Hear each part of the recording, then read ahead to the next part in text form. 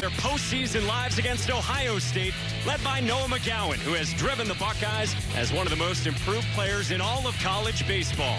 It's baseball on BTN on a beautiful day from McLean Stadium, the start of the final regular season series in the Big Ten. So 3 games to go. The top 8 teams make the Big Ten tournament in Omaha. The top 5, including Ohio State, have already clinched. Michigan State tied for 8th, but Maryland has the tiebreaker. Yeah, Michigan State has had a down season, but they still have some life. They don't want to go 2 consecutive years without making that Big Ten tournament. So this is an extremely important series for the Spartans. So that's the backdrop heading into this weekend as we say hello and thanks so much for joining us alongside the former Iowa Hawkeye star Danon Hughes. Mike Monaco here with you, and it always seems like there's still a lot to be decided on these final few days, and Ohio State knows its fate. Michigan State knows it needs a big weekend. Well, absolutely. Ohio State, obviously, they want to carry momentum into the Big Ten tournament. And conversely, Michigan State, as I said, they don't want to go 2 straight years without making the Big Ten tournament. So this is extremely important for both teams. Ohio State rolls into East Lansing with one of the best offenses in the Big Ten. They lead in hits and runs. And as we said, they're driven by the man in the 3 spot, Noah McGowan. Noah McGowan has had a phenomenal season. His numbers are up. His power numbers are up. Most important number that jumps out to me, he has 19 doubles on the season. He can hit the big fly, but also power it to the gap. So that is the starting lineup for Ohio State. And on the other side, Michigan State counters with its Friday Armor redshirt senior Ethan Landon. Well, Ethan Landon has been around. He's done a nice job in this role this season. Hasn't gotten the run support that it was necessary to have those win numbers up. He has 76 innings under his belt, 68 Ks, 7th in the Big Ten. Michigan State comes in at 9-11 in the Big Ten, and Ethan Landon is hoping that this is not his final collegiate start. Spartans with work to do this weekend as Landon spots in strike 1 to Dominic Canzone. Dominic Canzone has done a nice job. He's catapulted himself up into that leadoff spot. Good speed, a very good athlete. Greg Beal speaks highly of him. The 0-1 is chopped to Zach Iverson, and the freshman gets the speedy Canzone to start the ball game for Ethan Landon. Canzone, not a big power guy. He can slap the ball around the field. That's a nice play by Iverson at third base. A slow roll. He's already playing in on the grass. Opts to go with the running throw and gets him just by about a half a step.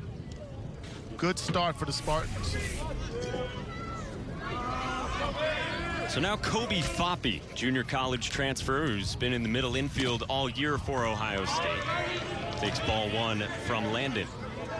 Excellent numbers for Foppe, who, as Greg Beals, the head coach for Ohio State, said to us, he's a dirtbag and he's going to pound out a lot of hits at the top of this order. He fouls off the 1-0. So Ethan Landon, like we said, he's been the Friday night guy. A great bounce-back season for him. Absolutely. He had a down season last year. A pretty good season a couple of years ago as a sophomore. Not going to be overpowering, but an intense competitor. His body control is key. Ohio State can run the bases, and just last week, Landon had 3 balks called on him in that last series. So he's got to be able to control his body a little bit better and control the run game. Yeah, that was a rocky outing for him at Minnesota on Friday. And, of course, that's an excellent Minnesota Golden Gophers lineup to go up against. But a couple shaky outings for Landon, trying to right the ship as he had it in April earlier. Misses down and away, and it's 3 balls and a strike. We talked about Landon, 68 strikeouts on the season, 16 looking. So even without overpowering stuff, he has a knack to hit his spots and control opponent batters.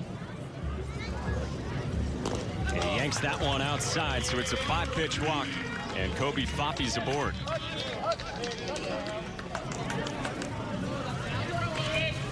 Yeah, the last 2 outings for Landon, a native of Sioux Falls, South Dakota, combined 7 1/3, 15 hits, and 13 earned runs for the righty. Well, he's been a work in progress throughout his college career. They've changed his arm angle a couple different times, finally settled into that 3/4 slot. He's fared the most efficiently from that slot. There's times where he's not been as efficient as you'd like. He faces Noah McGowan and starts out the slugger with a breaking ball that misses. You got to be careful going up against McGowan. Out of Houston, Texas, his second season with the Buckeyes, junior college transfer. That hits the outside edge. Talk about how dangerous McGowan is and the transformation he had from 2017. The power numbers are up. And Greg Beals kind of felt like maybe he was chasing numbers last year. Paying too much attention to the stat book, trying to hit 5-run home runs every time he got in the batter's box. He settled down just a bit this season, playing within himself, and go figure, the numbers speak for themselves. His 54 RBIs are second in the Big Ten behind only Brent Spillane by just 1. And we know what type of season Brent Spillane has had for Illinois, and McGowan is really just a shade behind that. One of the most improved players in all of college baseball. And can just focus on being a hitter in the batter's box. Runner goes. Adam Proctor's throw sails past the bag and into center field. Foppe takes off for third on a steal and an error by the Spartans. Well, you knew Greg Beals was going to come into this situation and try to dictate the tempo of this game. Foppe gets his 8th stolen base on the season, an excellent jump, and just airmailed over the second baseman's head. And good presence of mind, recognizing where the ball is, knowing exactly that he can get to third base. And actually, if that ball is not clipped by the backup in the infield, he's probably not going to be able to skirt to third base. Center fielder was crashing to back up second base. Michigan State has now given up 61 stolen bases this year. That's right near the top of the Big Ten. 2 balls and 2 strikes on Noah McGowan. And he skies this one in the air out toward right field. Marty Bacchina coming in. This is shallow. Foppe bluffs, and it's cut off. A healthy dose of off speed keeps the dangerous McGowan off kilter just a bit. Couldn't get this ball lifted deeper into the outfield to have an opportunity to score the run by Foppe at third base. So a missed opportunity for the Buckeyes. It's a nice job by Bacchina. Strong throw through the cap of the cutoff. That's exactly how you want to attack a ball, want to have your momentum moving forward. And as I have coached young guys and even taught when I was playing, throw the ball through the cap, through the letter on the cap of every cutoff. Connor Cole slaps the first pitch into left field, and Ohio State strikes first in the first inning.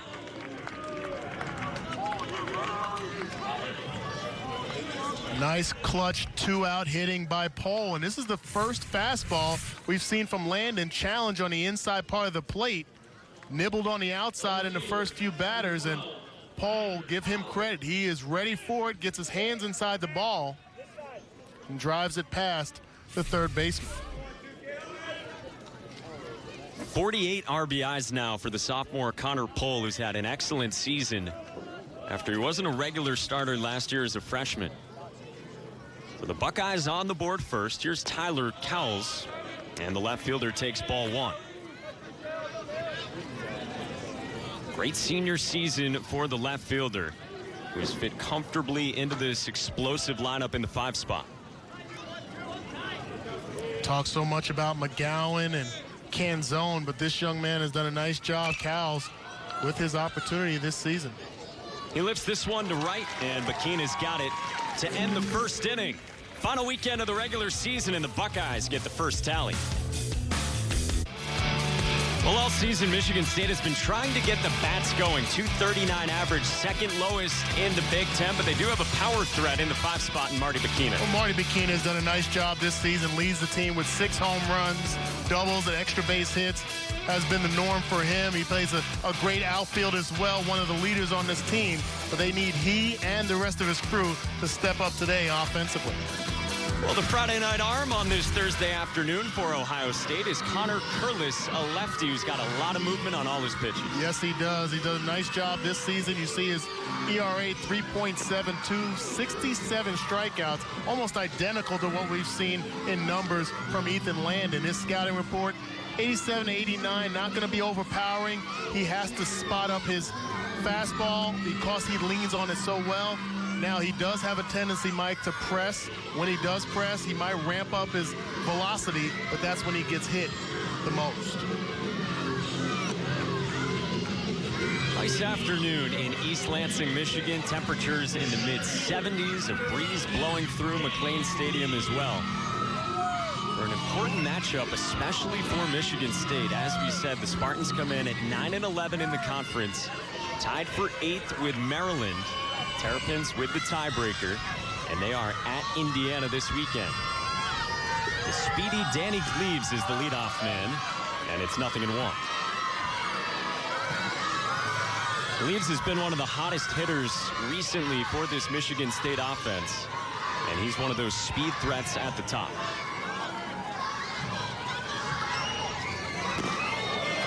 Late cut, 0-2. There's 2 straight fastballs from Curlis. He's going to lean on that fastball. Now, he likes when he gets ahead of batters to elevate his fastball instead of just relegating to a curveball or changeup that he has in his arsenal as well. Cleaves gets under this one and lifts it foul. Very rare do you see a guy that's not overpowering with a fastball lean on his fastball so much. To go to the first batter of the game with 3 straight fastballs, all 3 in the strike zone, tells you about his mentality. Another 0-2. And another pitch elevated. And to your point on that fastball, you also see a whole lot more swing and miss that Curlis generates than you'd expect given the velocity. Yeah, and you know what? He must be deceptive to batters. They may not be able to pick him up extremely well. There's 4 straight fastballs right there. So if you're a Spartans batter, this is what you expect. This is what you want to anticipate from your leadoff guy. See as many pitches as possible. See what the mindset of the pitcher is. There's no reason in the world why you should be surprised from the on-deck circle. Cleaves gets under this one on the infield. And West, the shortstop, secures it to start the ball game on the bump for Connor Curlis.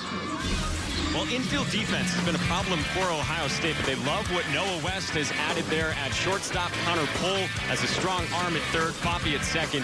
Bo Coolin, good defensively at first. Barnwell, excellent behind the plate, and then left to right, Cowles, Dingler, and Canzone. Well, there's Noah West. As you said, they've had some struggles in the infield.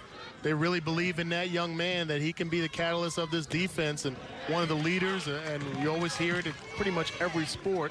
Your strength is up the middle. So these guys really have to step up, but Noah West has done a nice job. Bryce Kelly, the batter, and he takes a breaking ball from Curlis, who had that steady diet of fastballs so far. Bryce Kelly, one of the more dangerous guys in this lineup as well. A freshman All-American last year. In talking with Jake Boss Jr., you know, you can tell just over the phone that he's still scratching his head about how this offense hasn't really been able to elevate itself. They lose so many close games this year, last year. 1-2 is popped up in the air. Outside of third, Connor Pohl runs out of room. Again, so many close games for Jake Boss Jr., and it comes down to the offensive consistency and the inconsistencies that they've had as well. Yeah, and that can be very frustrating because you're getting winning pitching, not dominant pitching, but you're getting pitching good enough to win ball games, and you just need those clutch hits. Kind of what you saw with the Buckeyes in the top half of this inning. They got a clutch hit with 2 outs, and the Spartans just haven't been able to string those together. The 1-2 is lined towards short and into center. So Bryce Kelly has the first knock for the Spartans with 1 gone in the first. That's a good at-bat by Kelly. Has good speed on the base paths. 28 stolen bases on the season.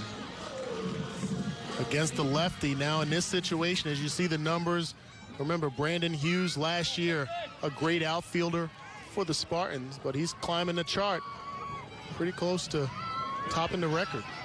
Yeah, those 28, those lead the Big Ten this season. Justin Antoncic takes a breaking ball for ball 1. Antoncic's been the leader offensively. That .278 average is the best for Michigan State. And Antoncic leads in most offensive categories. Curlis misses low. Now, as a base runner and a base stealer in this situation against a lefty batter, you can employ a couple of different things. You can have a plus lead where you're going to have maybe an extra step and then jab back when you're not stealing. It's really a chess match or a guessing game against a lefty unless he has a significant move right there. Kelly's off. The pitch was low, and that's a good pitch to run on if you're Bryce Kelly. His 29th steal. Excellent jump. Excellent guess. Curlis has a straight up knee move where he could go to first base right there. You can see he guessed right. And that's first movement, right? Yeah, first movement against lefties. Unless you see something that tells you whether it's a curling of the front shoulder or he crosses the rubber with his knee or his foot, you're going on first movement. Hoping for the best. That's a nice job by Kelly.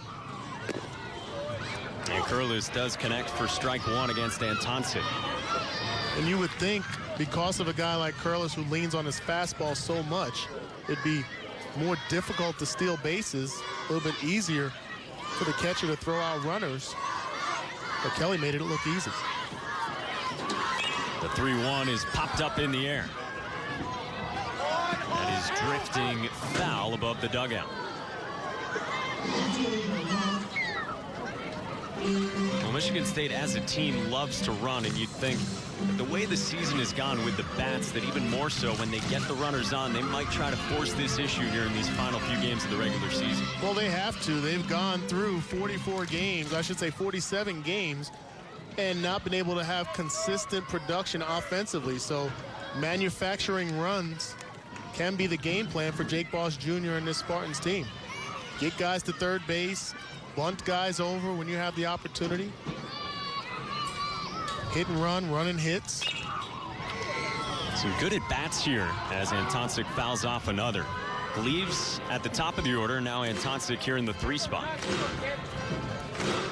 Curlis going with his 18th pitch coming up right here, and you cannot go back into the clubhouse with a clean uniform. Never. No. Especially if you're wearing the home whites. Yeah, you got to get them dirty early. I'd even venture to believe some guys get them dirty during warm-ups. You just got to get them dirty. Just in case you're not doing anything in the game. 3-2. Good at bat here from Antoncic. Curlis nearing 20 pitches. Got to make the clubbies work. Yes. That's the situation here, 3-2 count. Normally, if he was ahead, you might see that elevated fastball. Antoncic has a little bit of an uppercut swing, so it may swing underneath that fastball if you can get it elevated. But runner takes off. It's hit on the ground to short. Noah West fires to first, but Bryce Kelly up to third.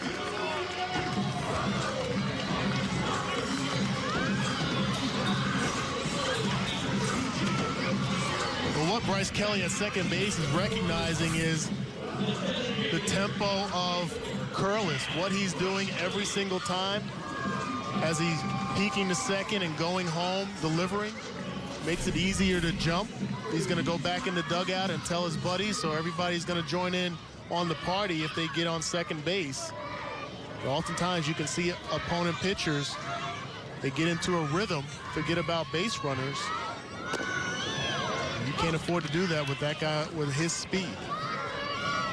Well, Kelly's now at third for the cleanup man, Chad Ross Kelly, the designated hitter. 24 RBIs, and the average right around 270. In the dirt. And there's no reason in the world why the Spartans can't have a team effort of quality swings and quality at-bats. You know the game plan of your opposing pitcher. He's coming at you with fastballs downhill. Solid velocity. Ross Kelly hits this one in the air, struck well out to center, but Dingler backs up, and that ends the bottom of the first. Connor Curlis leaves the man at the third. Through one, Buckeyes up one.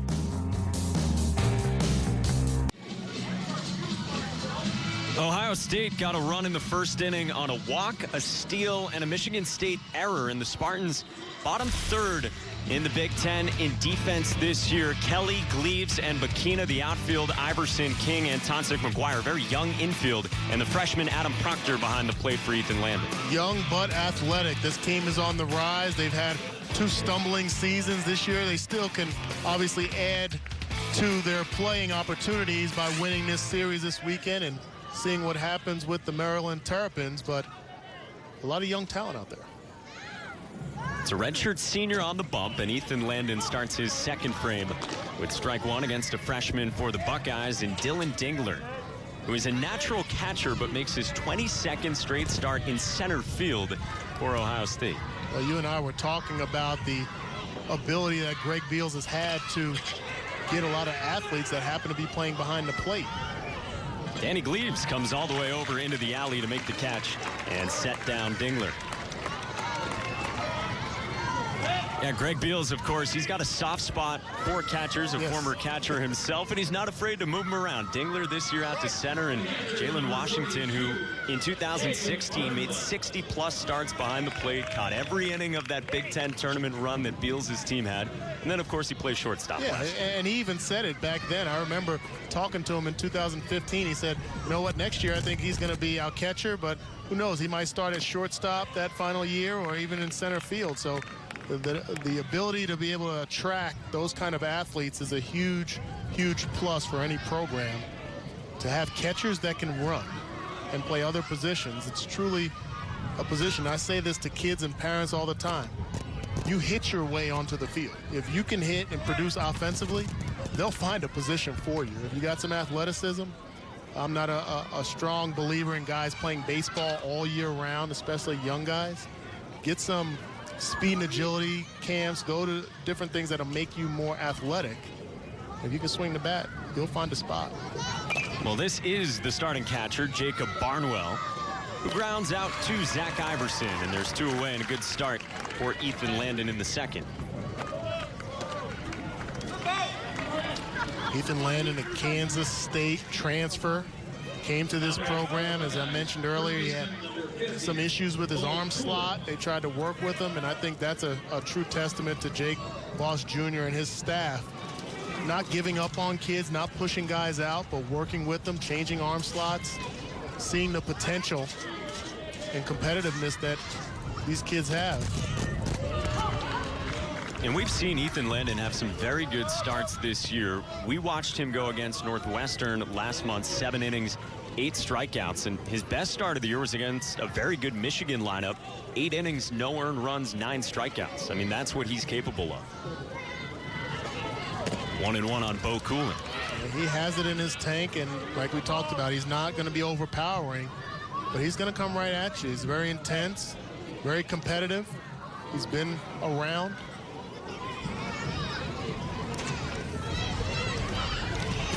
He's looking for a 1-2-3 second inning. Coolin smacks this one in the air out to deep right field. Bakina looks up, and it's off the top of the wall.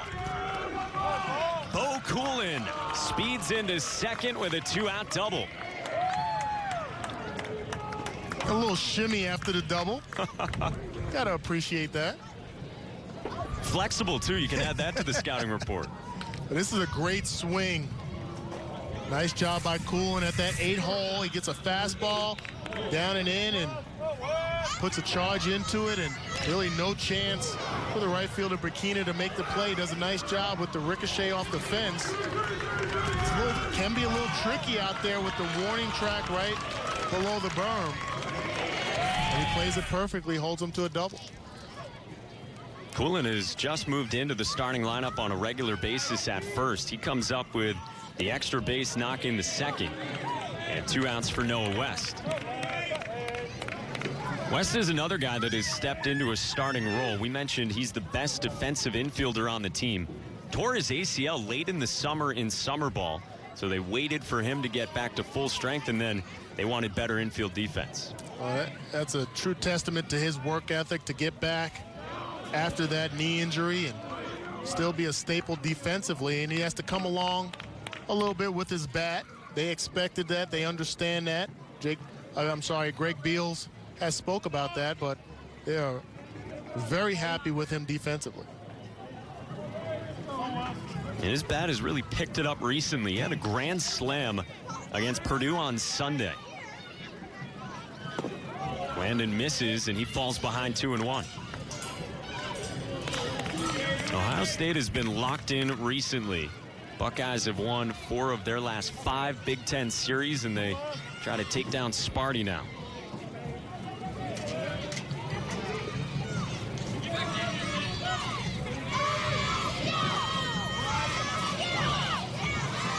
Landon's 2-1. Goes to the breaking ball and misses. This is perfect placement for the curveball. Doesn't get West to bite on it, but that's a good location. Not a strike, a good call. You can live down there with your fastball and curveball. Start it out over the plate like he does, and it drops off. That's going to work for you more times than not. That's fouled off. So it's a full count, and if you're Ethan Landon, gave up that 1 run in the first, you know it's such a good offense. You don't want to walk the 9-man and have to deal with Canzone. You're exactly right, Mike. You don't want to you want to minimize the production of the bottom half of the lineup, or the bottom third, I should say. And with Coolin on base and the quality swing he got, definitely want to have two base runners on with the top of the lineup coming up.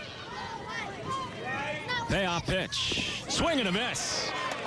Nice hook from Ethan Landon to leave a man at second in this second inning.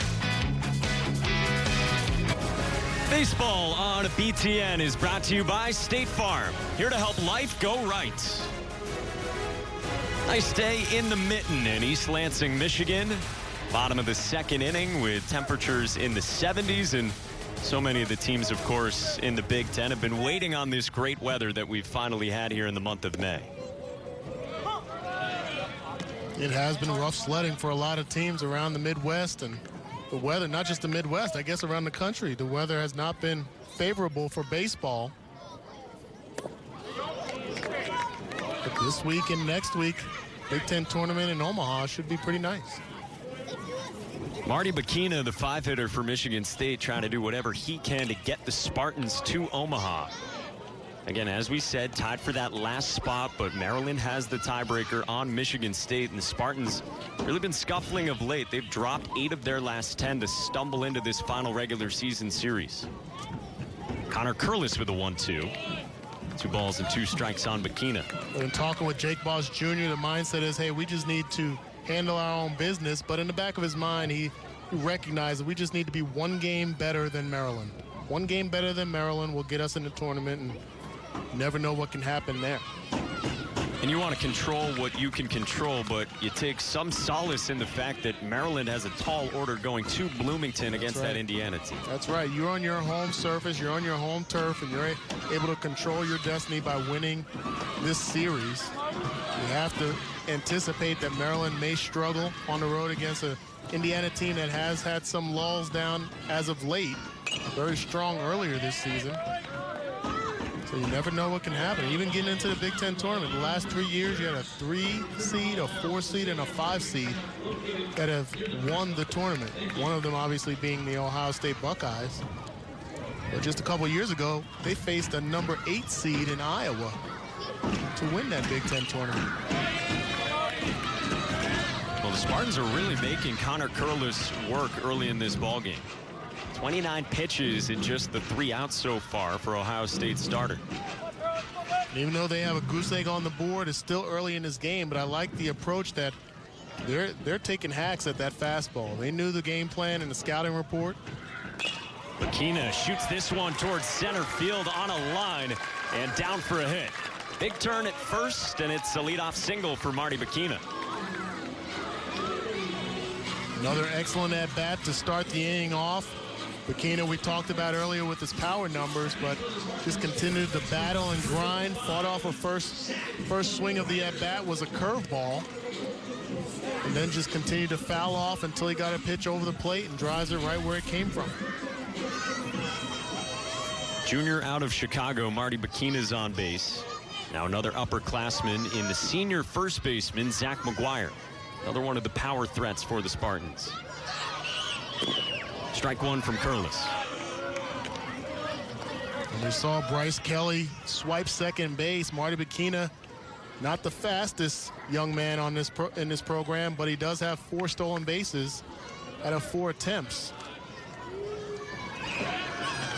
And that's the move that you wanted to see. You needed to draw that move, have a little bit of a plus lead at first base, so everyone in the dugout knows that Curlis has that step-off snap move. Taking everyone to school. Comes home this time and gets McGuire to cut through the high fastball. We have yet to see Curlis with the conventional move. Everything's been look at the runner at first base, the high knee kick, and then go home. So the tendencies are there to take a chance and swipe in second base.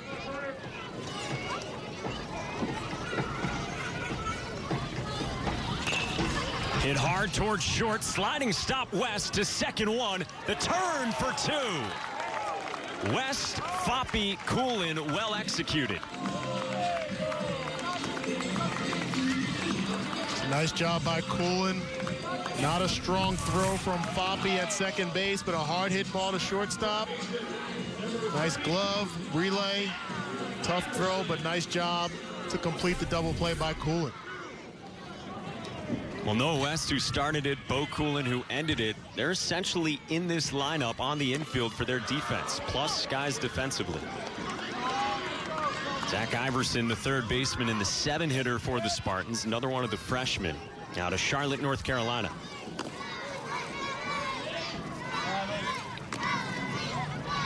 So we've seen a steady stream of fastballs from Curlis. He's got the slider that is probably now the better of his 2 breaking balls.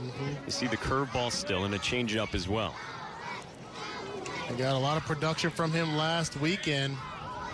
He went 113 pitches against Purdue in a big matchup, a big series for the Ohio State Buckeyes. That was the most he's had. See how he bounces back after that output. Swing and a miss from Iverson.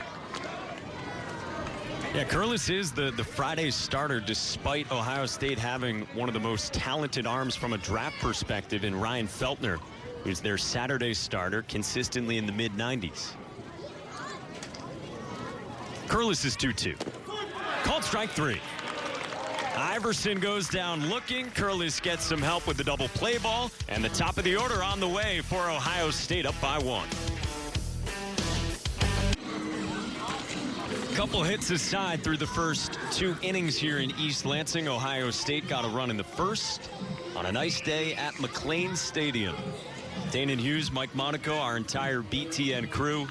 And a whole lot of baseball still to come this weekend, and then, of course, next week in Omaha for the Big Ten tournament. Excited to get back out there? Absolutely. More exciting times of this season. They have 4 baseball games a day. A couple days mixed in there with just a couple of games, depending on weather. But very competitive, amazing atmosphere at TD Ameritrade. Fun time. Second time through the order here for Ohio State. Dominic Canzone grounded out his first time. And Ethan Landon's ahead 0-2. What's your strategy there for bringing the energy to make it through those long days? Just take a deep breath and get ready to go. I mean, each game is exciting, and, you know, like I said, you don't have the number 1 or 2 seeds that are dominating, as you may see in other tournaments, and to have teams climb up is just, to me, it just adds the excitement to have teams, you know, they battle throughout the entire season. Starts next Wednesday. I look forward to it every year. You'll have a Red Bull in you by then, maybe 10 a.m. 0-2. Landon trying to come back to that inside corner.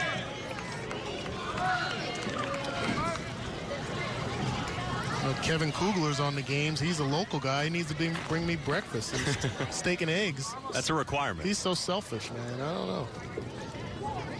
1-2 pitch. And Landon can't get on top of the breaking ball. Well, we already decided we want you in the hot dog costume as well, running around there when you're working the sidelines. I would not be in the relish, though, so I'd either be ketchup or mustard.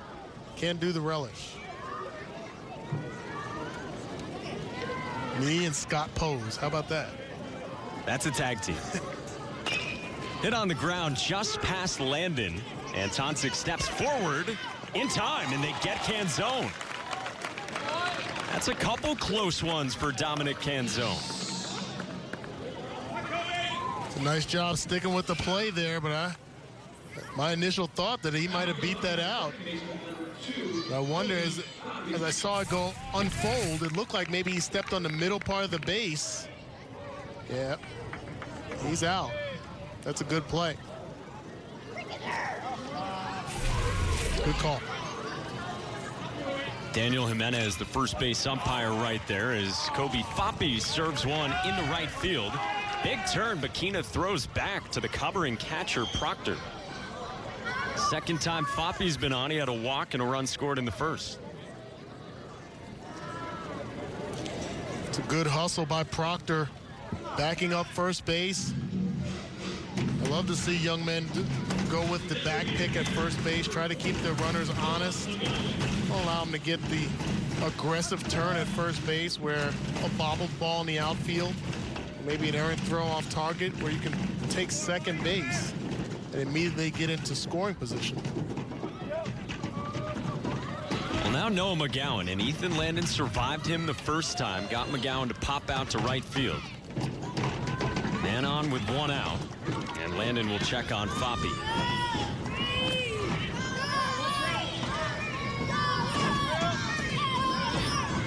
Ethan Landon started out with a healthy dose of curveballs to McGowan. Have to believe he'll go right back to that.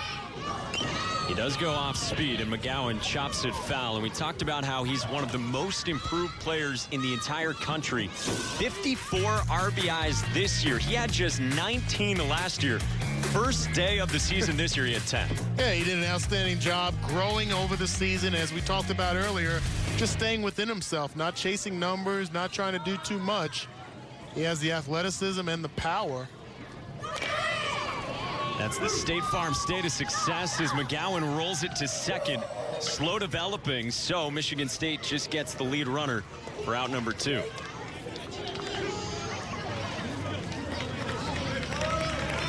It's a nice job by Ethan Landon keeping the dangerous McGowan off balance just a bit. He's gotten up 2 times, hasn't really gotten a real quality swing on him.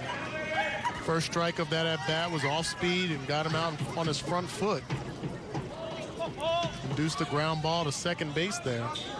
That's good hustle by McGowan. Well, we mentioned the 54 RBIs from McGowan. Connor Pohl with that RBI single he had in the first inning, up to 48. He is 7th in the Big Ten in that category.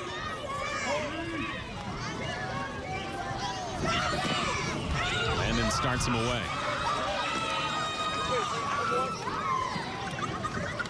Connor Pohl is the prototypical pro prospect on this Ohio State team. You can see his 6'5" frame, and he's up to 230 pounds now, about 30 pounds that he put on since the end of last season. And there's a strike from Landon.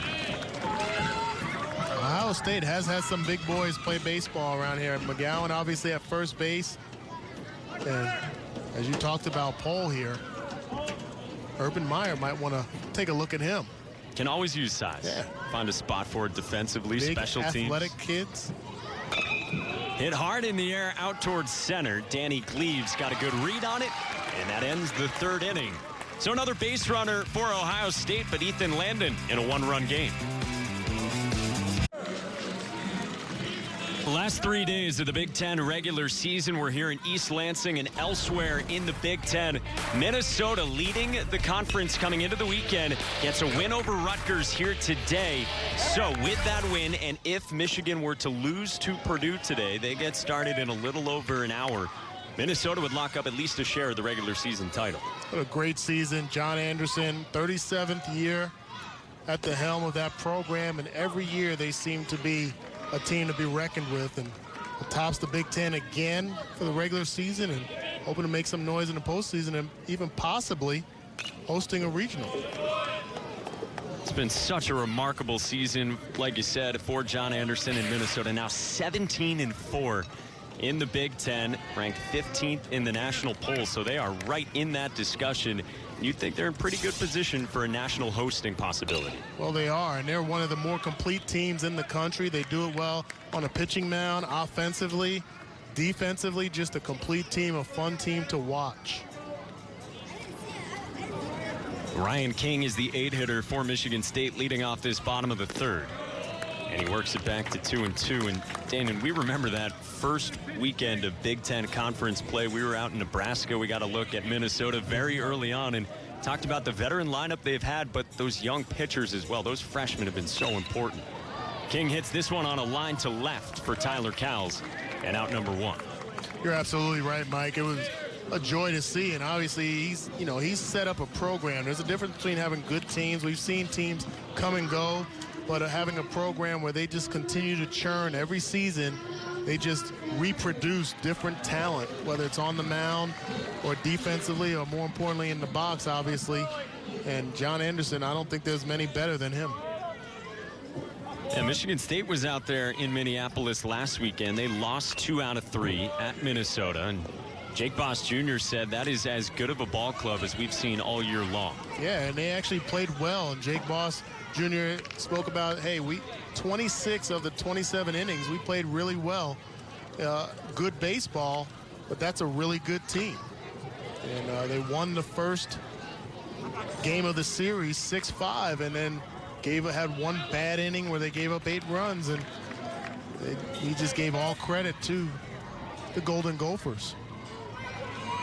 It's a Spartans team under Jake Boss that at one point was 7-5 in the Big Ten, but then they went into a little bit of a slide to where they are right now at 9-11, entering this final 3-game series. So King lined out to left, and now the freshman catcher for the Spartans, Adam Proctor, behind 1 and 2. Jake Boss Jr. has had some really good teams around this program for several years. A lot of good players, players of the year, pitchers of the year throughout the program. 2010 had a great season. 2011, I believe they won the Big Ten tournament.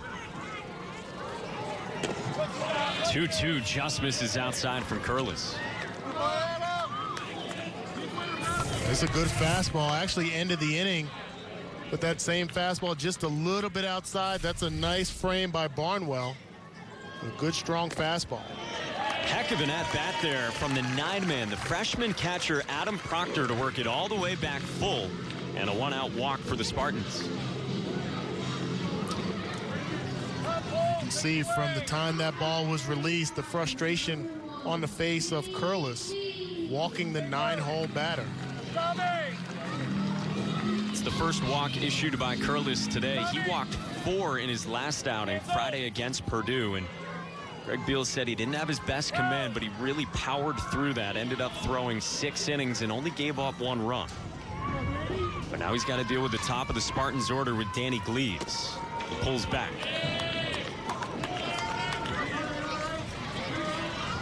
Gleaves popped up to short his first time. Mentioned he comes in swinging a hot bat. His last 15 games, the average at .327, 10 stolen bases. He and Bryce Kelly always threats to go. And there's the first time we've seen that move from Curlis. Yeah, Proctor at first base, no stolen base attempts on the season. This may be a situation where Gleaves, with his speed, may try to drop down and drag bunt. 1 for a single, but move the base runner over. Cut and a miss. Yeah, on a team of a lot of fast players, especially in the outfield, Danny Gleaves is the fastest, according to Jake Boss Jr. Well, the anticipation by the defense with the third baseman Pole playing just in a bit, recognizing the speed of Gleaves. Going to have a chance to try to turn a double play. You're going to have to get rid of it quick. He squares this time up the third base side. Pole on the run. Not in time. Gleaves does drop it down, and a couple of base runners for Michigan State. Excellent job on the bunt, the positioning on the bunt, the bat level and placement. A little bit hard of a bunt that he dropped down, and it's a tough play for Pole with the speed of Gleaves, but right here you can see he gets rid of it quickly. That's a good call. Looks like it from here, from my angle, you may oppose, but it's the front part of the base. I'm good with that. Yeah, I think he's safe. Greg Beals doesn't, but I think it's a good call. Well, to your point, that was hit so quickly. And still, that's a tough play for Connor Pole, for any third baseman, but a credit to Gleaves and the speed he has to still leg it out. From the right side, too. From the right side batter's box to drop down that bunt and get down the baseline that quickly. Nice job. So the Spartans had a single in each of the first 2 innings. This is the first time they've had a pair on. And Bryce Kelly, the batter, he singled in the first inning.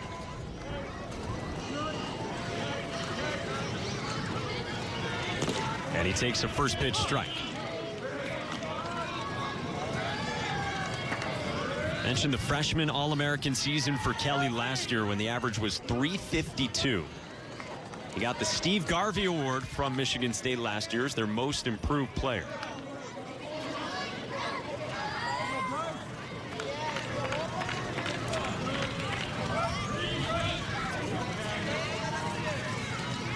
Oh, 1 from Curlis. Nice breaking ball. Gets Kelly to swing through it. Nice job. Healthy dose of fastballs, and that's really the biggest breaking curveball we've seen thus far in this game. And see Kelly way out on that front foot. No chance.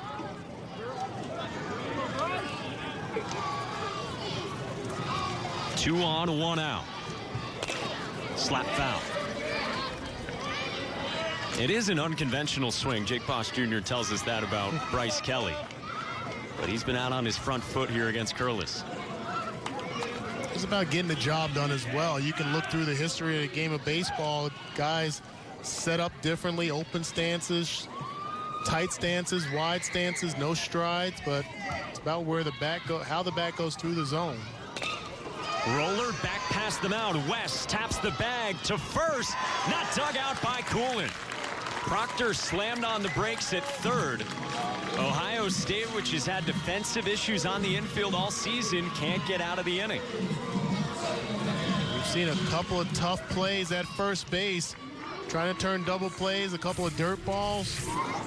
Coolin just could not pick this one. That's a nice job, just slapping it up the middle. West doesn't get enough on it, with the runner bearing down on him.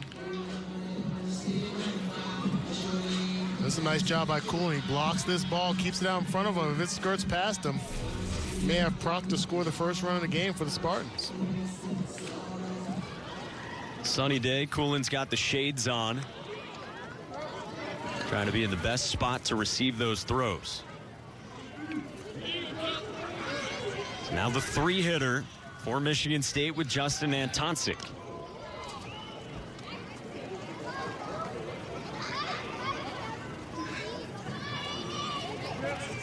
He had a good at-bat in the first inning against Curlis, worked the count full before he bounced out to short. You also recognize the speed of Kelly at first base, has the green light. So you wonder how much are you going to worry about him at first base with the runner on third and with 2 outs. Don't want to give him an easy pass to second base, but the focus has to be mainly on the batter.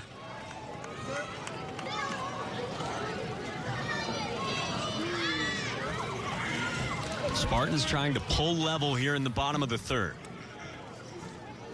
Curlis is 0-1. nicks the inside corner.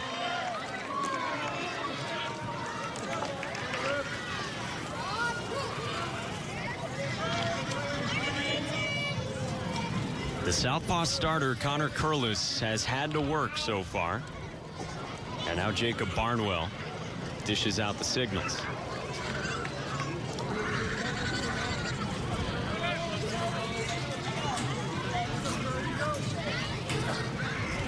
Proctor at third, Kelly at first.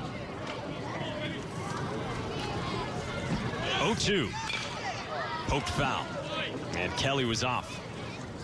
I have to imagine that there's really no play at second base. There's no chance of getting him with the left-handed Curlis going on the mound. He's going to get a great jump.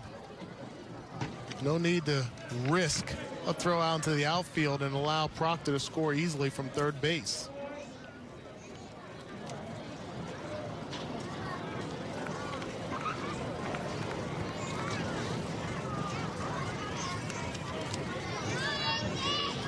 And Tonsik flares another one back. Saw the setup there by Barnwell, trying to get inside on the hands. The 0-2 count. That last pitch was a little bit too appetizing for an 0-2 count. Want that ball out of the zone, but still appetizing. That was right down the heart of the plate. Barnwell sets up low this time. They've got Kelly. They throw to second. It's out of the glove of West. Proctor comes home, and we are tied.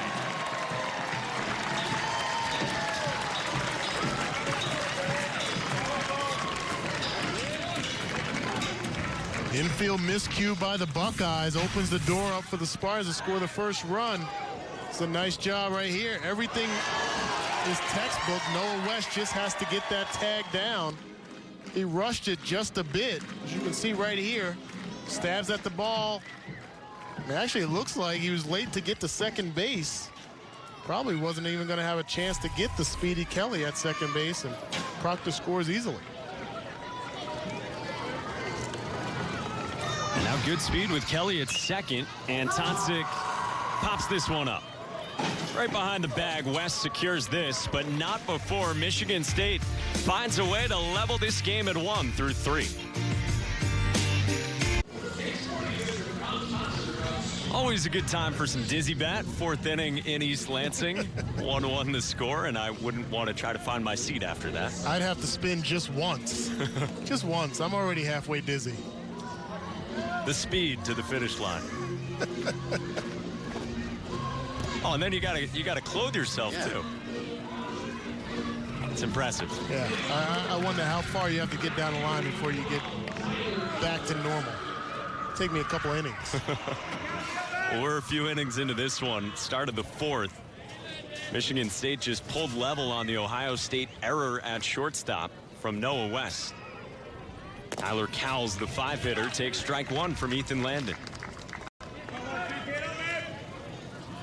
So if you're Michigan State, you know you're essentially in must-win territory if you want to secure your own destiny here. And they've done a nice job. They've left a runner in each of the first 3 innings. Landon has settled in, and you found a way to manufacture a run. That's what it's about. If you're an offense that can't really produce consistently, you have to figure out how to get runs on the board. And whether it's stealing bases, moving runners, taking chances on a drag bunt with 1 out, do whatever it takes. You never know what aspect of your offense can kind of jumpstart everyone else. And it's been some slippery defense on both sides that have led to the 2 runs we've had today. Ohio State got its run when Foppe stole second, moved to third on the throwing error from the catcher Proctor. And it was just a single into left field, so make the case that maybe Foppe wouldn't have scored from second on that, as Ethan Landon's got his second punch out to start the 4th inning. 17th strikeout looking on the season for Landon. Great location of that fastball. You see a little bit of arm side run right at the end. It tailed back into the zone. Just absolutely freezes the batter. We talked about it earlier. You made the point that 2 years ago, Ethan Landon was very good. I mean, it's a guy who made 15 starts as a redshirt sophomore and had a sub-3 ERA. And he was great in the Big Ten tournament 2 years ago. He pitched against Maryland. And so he's trying to get back into form here on this final weekend of the regular season. Freshman Dingler flew out to center his first stop.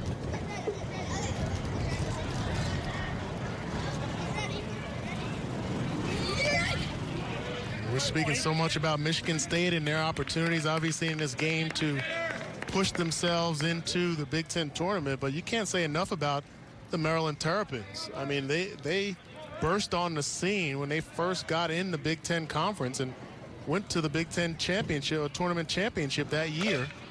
Lost to a tough Michigan team. Great pick by Zach Iverson, who rises and releases and gets Dingler. How about the freshman at the hot corner? Nice job scrambling to. How about how strong of a throw? Big time play by the freshman. It's a BTN standout presented by Discover. Tough play, and I think I'm more impressed with the velocity on that throw after scrambling to his feet. And even the runner Dingler had to tip his cap as he was going back to the dugout. Well, it's a guy in Zach Iverson who they do think long-term is more of a third baseman, but he's been used all over. They've played him at other spots in the infield, in the outfield. He might pitch some before his Spartans career is over. Well, you see the arm strength right there. He definitely be an asset on the mound, maybe to come in and latter part of innings. We've seen that. Actually, I want to say it was Robbie Jones was a second baseman for the Spartans a few years ago who came in and also did some closing for them. Alex Troop last year as well. He was a Olerud Award finalist. Good two-way players across the Big Ten.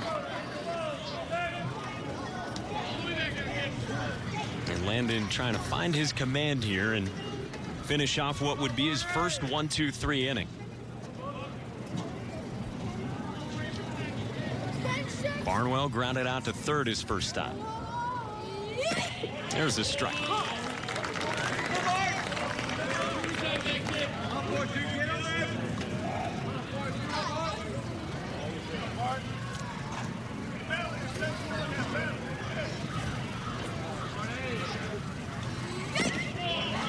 On the corner for a called strike, and the count is full on Barnwell.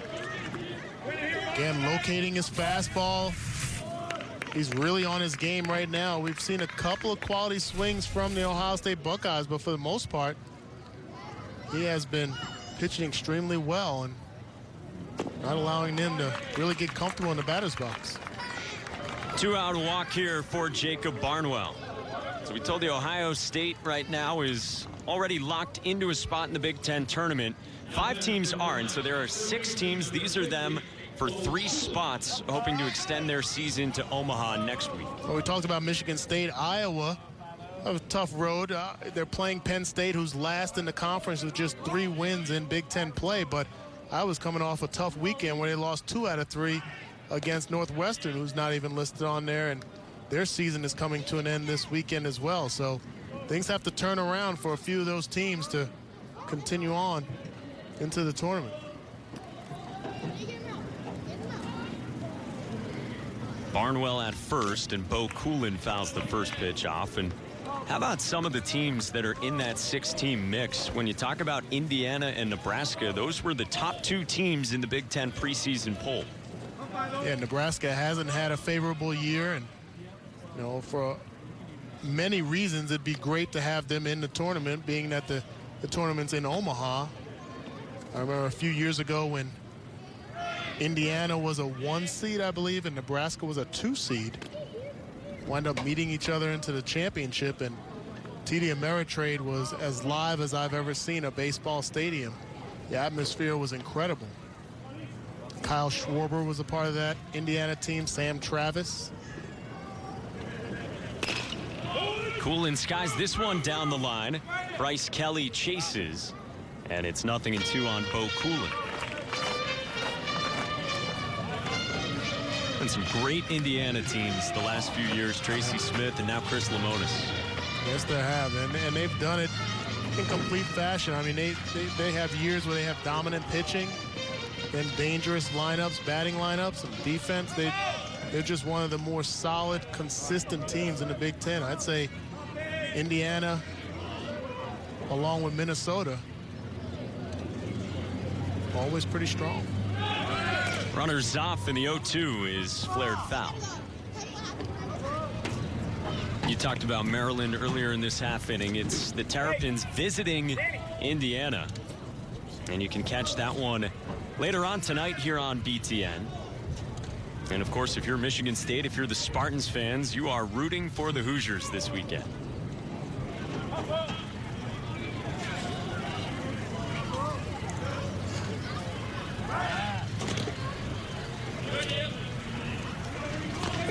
Talked about Maryland, Rob Vaughn in his first year as the head coach of that program. He's been around the program for a while as an assistant coach, but taking over for John Sheff.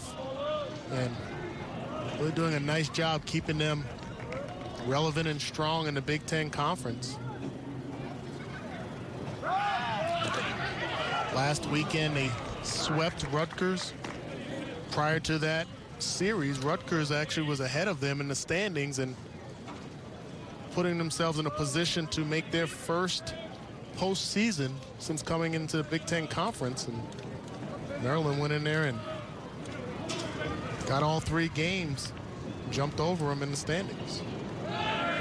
Runners off as Coolin lifts this one in the air out toward deep right center. Bakina on the run, can't make the catch. Barnwell comes around and scores. It's the second double for Bo Coolin, and he's got the shake to cap it off. He keeps hitting doubles. He might throw out a hip or something. I think he'll take it anyway. 2 quality swings, big drives to right center field. That one, a hustling Marty Bakina just can't catch up to, but you can see the catcher set up on the outside. Proctor misses his spot, but how about this effort from Bakina? Tough play to be made. He gives it everything he has. Can't knock him for that. He had a lot of real estate to try to get through to get to that play and just couldn't make it.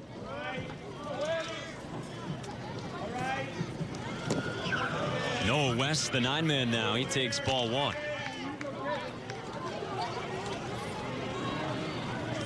Well, how about Bo Coolin, who in 4 innings now has 2 doubles. He had 1 this season entering today. And now Marty Bakina, we thought he just threw his glasses off, and now he gets a little assist from Danny Gleaves in center. Looked like his glasses came off when he tried to dive after that last ball, and maybe out of frustration went back to his position thinking he had him on the top of his cap. West hits this one on the ground. The second baseman, Antosic, with the stop and throws wildly. Coolin jogs home and scores. And Ohio State's got 2 runs to go up here in the 4th with 2 outs. Tough play for Antosic at second base. Gives a lot of ground into right field to try to make the play, but excellent hustle by Noah West out of the batter's box. And another run scores for the Buckeyes. You can see right here, a little inside-out swing, slaps it out into right field, and tough play. Right-handed first baseman has to go across his body. They're going to give that an error. And now back to the top for Dominic Canzone. Grounded to short, Ryan King to the bag. 2-out activity for the Buckeyes to climb in front.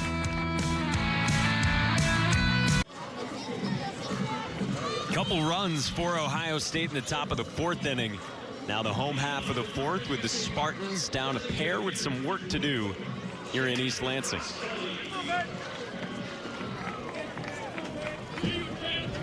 Four, 5, and 6 for the Spartans, starting with Chad Ross Kelly. And the slider turns across the zone for strike 1. Fly out to center the first time for the cleanup man.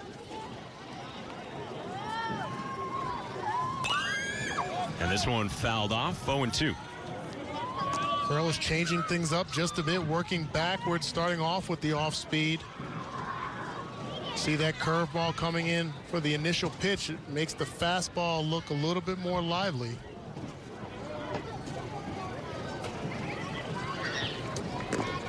Stays off speed with his 0-2. Well, one of the keys that you had for Connor Curlis was not to press on the hill and fall in love with the velocity. As Ross Kelly fouls off another one, and that's part of the story with Curlis. He gets so many swings and misses on his fastball despite the velocity, like we said, not being what the Saturday starters is and Ryan Feltner for Ohio State. And oftentimes when you have a guy that competes like he does and leans on his fastball, you think throwing it harder is better, and it's really not. Ross Kelly slams one into right field past the jump of Bo Coolin. And there's a man on for Marty Bacchina. Well, Bacchina was in the thick of things in the last half inning out in right field. He almost made an excellent running and diving catch out near that berm. Yeah, you can see the effort was there. The glasses goes in his pocket. So a little bit of teamwork out there. Not sure how the glasses got from the back pocket to maybe his glasses broke. It looked like his glasses broke and he borrowed his center fielder. So I'm thinking we broke a lens or something there. Bacchina takes upstairs. It's a good man in Danny Cleaves. Yeah. Giving him up for his teammate. More necessary in right field with the sun today here at McLean Stadium. Curlis with a pitch, and Bacchina pops it foul. Well, Bacchina's average, maybe not where he wants it for the whole season, but his last 20 games, the .324 average with 9 extra base hits. A guy who's got a whole lot of power, had been on the all Big Ten freshman team a couple of years back, and had a great summer in the Cape League as well. Well, that's exactly what kind of production you'd like to have, is guys getting better as the season moves along, and Marty Bacchina exemplifies that for the Spartans. His last 20 games trying to make a push towards the Big Ten tournament. The weather broke for most of that time. Bats start warming up.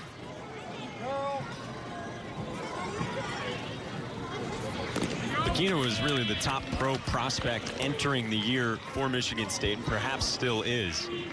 He had a leg injury back in the fall, so it took him a little bit to round back into form this spring, but tinkered with his swing a little bit after the slow start, trying to stay on balance a bit more.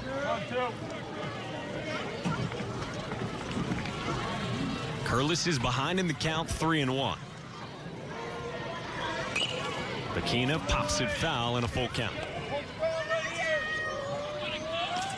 Now watch Curlis as the man on first base, and his approach from his set position. He actually curls his right foot over the rubber, which just in that motion doesn't afford him the opportunity to go to first base for a pickoff move. So if you're a base runner, even a marginal base runner, once you see that foot lift up, starts to move over the rubber.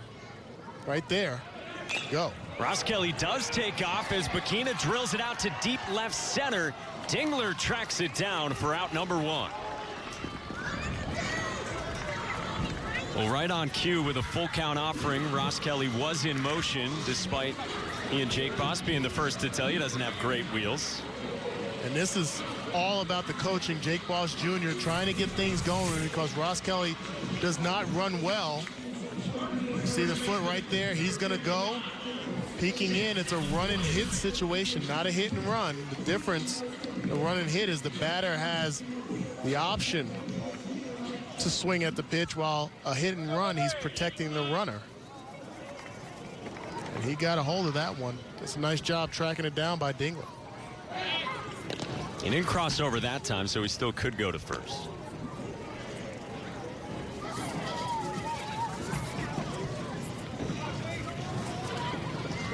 Ross Kelly, a former catcher who's been relegated to just DH duties with a shoulder issue, as Zach McGuire takes ball 1. These Michigan State hitters have really made Curlis work. The first 14 at-bats today, 6 of them have gone at least 6 pitches, and they have driven up that pitch count to 74. Watch that front foot where it crosses the rubber right there. Doesn't cross. Actually, a little bit of herky-jerky movement by Curlis. Totally different than his normal offering. Yeah, very easy to read there. A lot of coaching tips from the first base coach, but also guys in the dugout are chattering about that. So everyone is prepared once they get to the mound. And I'm sure that's going to be the discussion with Curlis, is not to focus so much on that guy at first base. Don't change things up. Still stay in your rhythm. It's the former Buckeye, the 8th-year pitching coach, Mike Stafford, out for a visit, the associate head coach.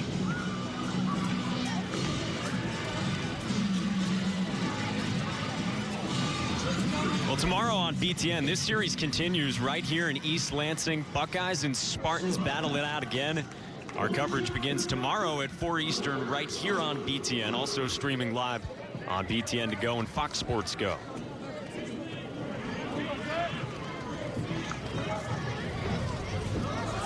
The 1-0 to Zach McGuire, and he laces this one down the line and down for a hit.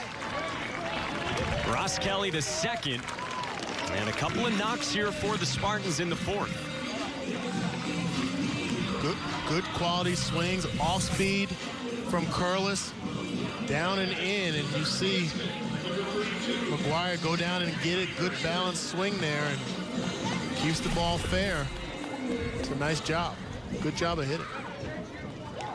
So it's a pair of seniors that have supplied the base hits in this inning, and now a freshman will try to reel them in. A couple nice plays from Zach Iverson at third, and he struck out looking his first time, and Curlis locates.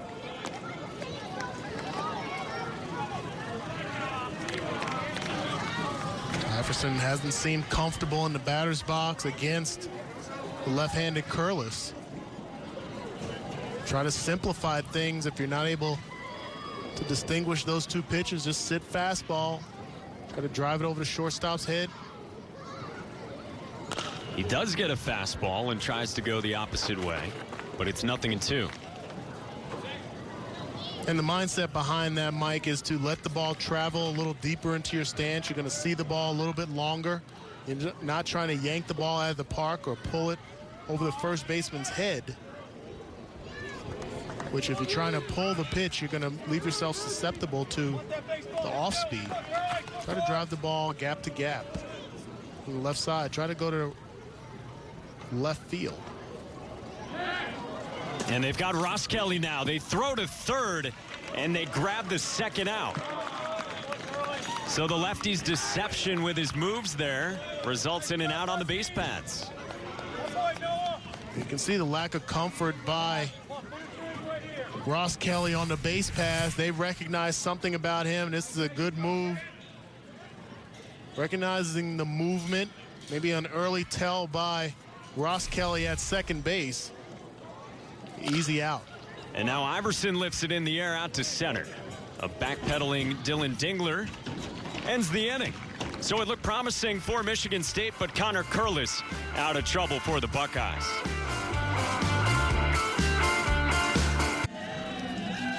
Fifth inning in East Lansing. Michigan State down a pair, and the Spartans head coach Jake Boss Jr. joins us now. And coach, just the one run, but you guys have had some lengthy at bats, and you've really made the opposing staff work. What do you think of the offense so far? Yeah, so far not too bad. I mean, we've had some good at bats, some competitive at bats, fouled some good pitches off, squared up a couple balls. Marty squared up a ball there in the last inning into the teeth of the wind. So just need to keep grinding at the plate. Coach, Ethan Landon's done a nice job in this game.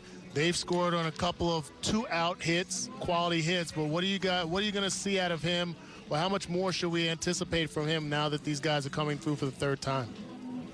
Well, they've had some good at-bats. You know, both or 2 of the 3 runs reached on by way of a walk, and so we need to clean some things up that we can control, and if we can do that, I think we'll be in a pretty good place. Coach, thanks a lot for the time. Good luck the rest of the way. Okay, thanks, guys. Jake Boss Jr., our guest, and joined by some of his players as well. Andrew Gonzalez, one of the guys getting in there with some more potassium. Yeah, they needed some potassium. They were worrying about cramping up. Got to appreciate the thought about health. Kobe Foppe leads off the 5th inning. What is it? Is the banana the food of choice this week on BTN? Yes, it must be. We had the Notre Dame Northwestern midweek game this week. We've seen a lot of potassium out there. You got to get your fruit intake in these middle innings. Hopefully nobody's slipping on banana peels in the dugout. Typically you worry about the sunflower seeds, but I guess peels are now the choice.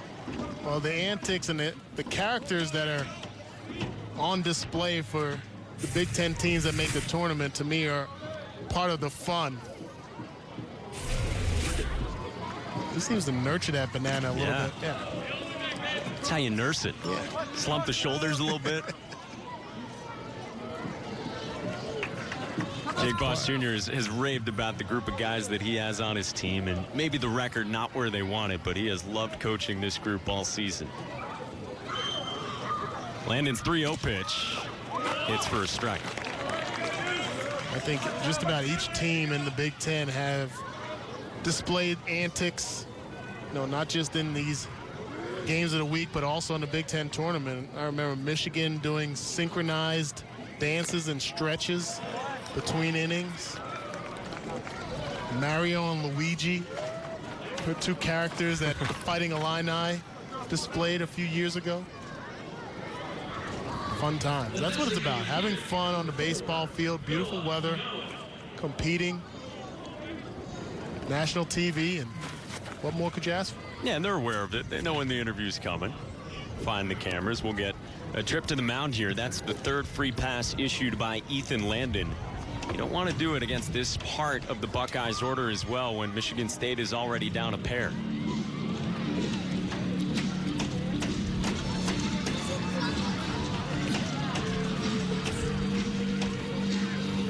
Mark Vandermeed back this year as the pitching coach at Michigan State. Had been the head coach at Eastern Michigan. Check out the pitch breakdown for Landon. Still a healthy number at 66 total. But again, like I mentioned to Coach Jake Boss Jr., you're coming upon the 3rd time through this lineup. Ethan Landon, very effective pitcher, but not overpowering. Now you have dangerous batters like Noah McGowan. Seeing him for the 3rd time, issuing those free 90s, those walks are not going to be a key to success against this lineup. Landon has used breaking balls against McGowan, and that's what he starts him with again. And he hasn't shown himself comfortable against him. He hasn't gotten a quality swing on that off speed. So you don't want to pitch into his wheelhouse with a fastball.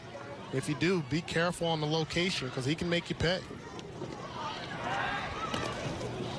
We've seen Foppe in motion already today from first.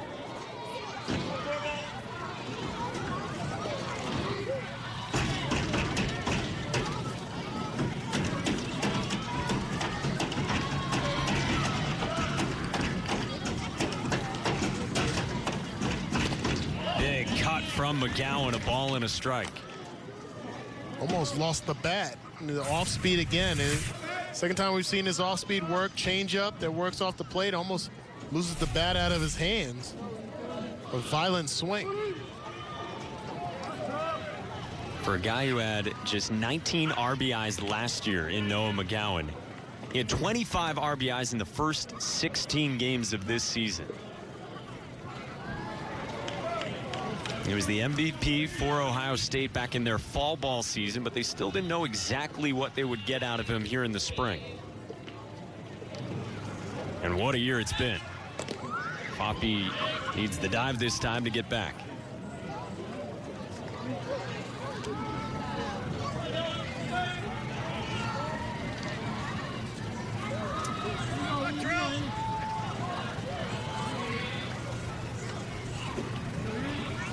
Landon's 1-1.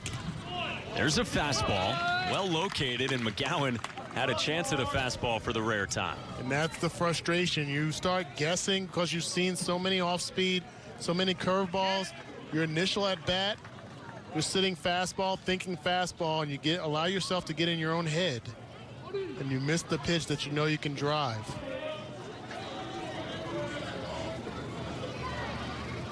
Back to the breaking ball for strike 3. Third strikeout for Ethan Landon, and he has retired the 3-hitter Noah McGowan all 3 times. Excellent plan and excellent sequence right here. Curveball off the plate. Seen a lot of it. Changeup. Gives him the fastball. He misses it, then comes back with an elevated curveball that he just can't lay off. The reaction on that fastball that went by for a called strike, that tells you all you need to know. You might as well go ahead to the dugout right then. You know, right at that point, the pitcher's in your head. Pretty much didn't matter what pitch he delivered. Kind of felt like McGowan was going to go after it. Good off speed there from Landon to start out Connor Pohl with strike 1. The sophomore got the scoring started back in the first inning with a 2-out RBI single. You mentioned to Jake Boss Jr. some of these big 2-out hits for the Buckeyes. In the dirt, Proctor able to keep it in front and keep Foppe at first. So tough to block a fastball that goes down in the dirt, and you can see Proctor does a nice job. Doesn't try to catch it, just gets it off his chest protector, keeps it in the radius where he can scramble to it and hold the runner at first base.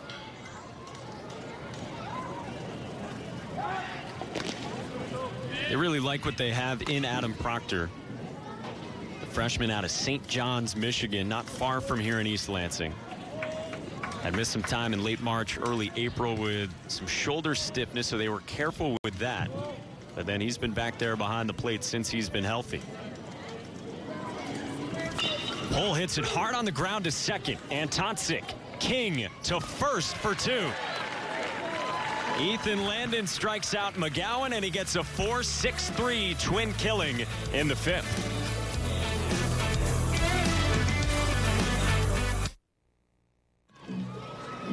Halfway through in East Lansing, and Ohio State leads Michigan State by 2, and we welcome on the Buckeyes head coach Greg Beals. And coach, you guys have had some 2-out offense today. How would you assess the approach and the offensive performance? Well, yeah, we've got some quality hits there with 2 outs, and big double there for Bo Coolin, our first baseman.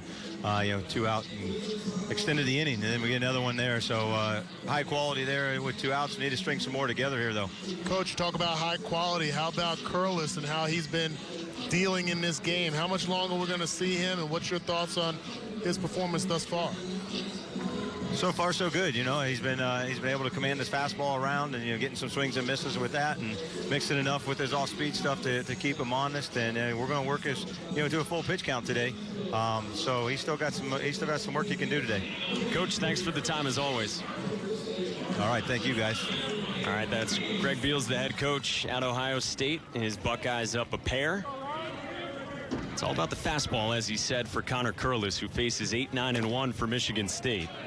And Ryan King trying to find a way on.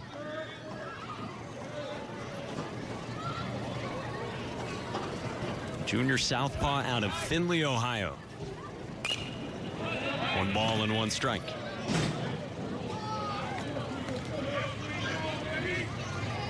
King's been sharp with the glove this season at short. Good hands, some good speed. Flew out to left field his first time. And now serves one out to right. And Dom Canzone has out number 1. Mike, what I'm noticing from the Spartan batters is the dropping of their back shoulders. They seem to be trying to lift the fastballs from Curlis as opposed to trying to drive the ball down, creating some backspin and maybe get some hard ground balls through the infield or line drives to the gaps. There's so much emphasis in baseball about exit velocity and launch planes and launch angles. I think the old textbook way of going down through the ball, even though Hank Aaron hit so many home runs, they said his off-season workouts was chopping down trees, just chopping down through the ball, trying to create backspin on the ball as opposed to trying to lift it, dropping that shoulder. And we've seen several pop-ups and weak fly balls because of that. And one of the things that coaches will tell you that gets lost in the exit velocity and launch angle discussion is you got to have a lot of power to begin with to be able to use that approach successfully. And we get a look at the approach and that shoulder dropping again here with Proctor. Well, you can see Proctor right here. Now, left-handed batters always have a tendency to drop their back shoulder anyway. It's pretty much a natural motion, but you can see right there, that's a ball that's over the middle part of the plate, where if he keeps that back shoulder up, he might punch that ball right over the shortstop's head into left center field.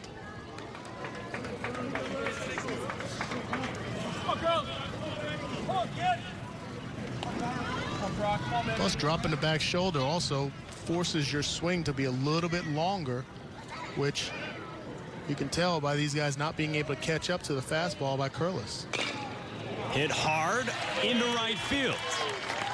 So a nice, easy line drive swing there from Proctor, and the second time he's been on out of the 9 spot. Now, the difference between that swing and the prior swing that he fouled off, tried to do too much with it right there. Just nice and smooth through the zone. The bat ends up across where his name would be on the back of his jersey, not in an upward kind of angle. And go figure, you get a single. Got to get you in the dugout. I can say it, I can't do it anymore. Back to the top, and Danny Gleaves takes strike 1. It's hard to be around a team for a day or a season and not hear launch angle and exit velocity come up in discussion. Yeah, and it's taught so much. I think as you get older, I guess you swung the bat, got thousands of times. You can start to tinker with it, and you know, you see guys like Chris Bryant, who has the most severe uppercut swing that I've seen in baseball in years, and yet he's a Major League All-Star. There are guys that can do it, but for the most part, especially younger kids that you're trying to teach the game to, get them to try to hit ground balls hard and then tinker with the swings as they get more bat control, get strength up, are able to, you know, handle the heavier bats and so on. This is a ground ball hit hard west to Foppe. The turn is not in time to get the fastest player on Michigan State in Danny Gleaves. So they get the lead runner in Proctor for out number 2, but not Gleaves. Well, you can see from the right side, he does a great job of getting out of the box. No false steps, good long strides, excellent speed there. Very impressed with how he comes out of the batter's box. There's no stumbling. It's a quick swing. He rolls it over, not what he'd like to do, but there's no hesitation in how he gets to first base. Bryce Kelly takes inside, and even with Danny Gleaves' running motion as well, there's no wasted movement there. No. Very efficient. You and I talked about running motion. We talked about guys sliding head first versus feet first. See a guy like Gleaves whose body is tilted forward, so his natural motion is going to be a head first slide to me. I wouldn't be surprised if he doesn't try to swipe second base one of these next 2 pitches. Well, we've talked about the stolen bases from Bryce Kelly, the man batting here, but it is Danny Gleaves with the best Jets on the team, and he's second in the conference with 22 steals. Second time he's been on today. And now you have to believe the last 2 pitches were fastballs. Probably a chance you're going to get an off speed. Might be a great pitch to try to swipe second. Gleaves does bolt for second. Barnwell. A head first slide as expected. And Danny Gleaves with his 23rd swipe base. Mike, just call me Nostradamus. I'm here all afternoon for you. This is your highlight of an inning all year. You're all over it. 91 stolen bases, the most in the Big Ten for the Spartans. Right here, you can see a great jump, peeks in, run and hit situation. And to be honest, I don't believe that it's even necessary nowadays, especially at these elevated levels, to have straight steals. Run and hits where you don't take the bat out of your teammate's hand work just as well. As long as you can keep the ball on the ground and not pop up, it can be more effective. Well, and if we're calling you Nostradamus here, you got to lead us to what's coming up next. What should we expect? 2 outs, man in scoring position, bottom of the 5th. Well, I don't anticipate him swiping third base with the left-handed batter up and 2 outs, but this might be a little punch over the third baseman, a shortstop's head. Scored a speedy guy at second base. This is chopped left side, past the third baseman pole and in the left field. Cleaves didn't stop around third, slides in safe, and it's a 1-run game. So am I technically wrong because I called a pop-up? And look at the runner. Excellent awareness, as you can see him at second base. No one covering third. Shortstop meandering around in his position. Watch right here, good 2-strike hitting.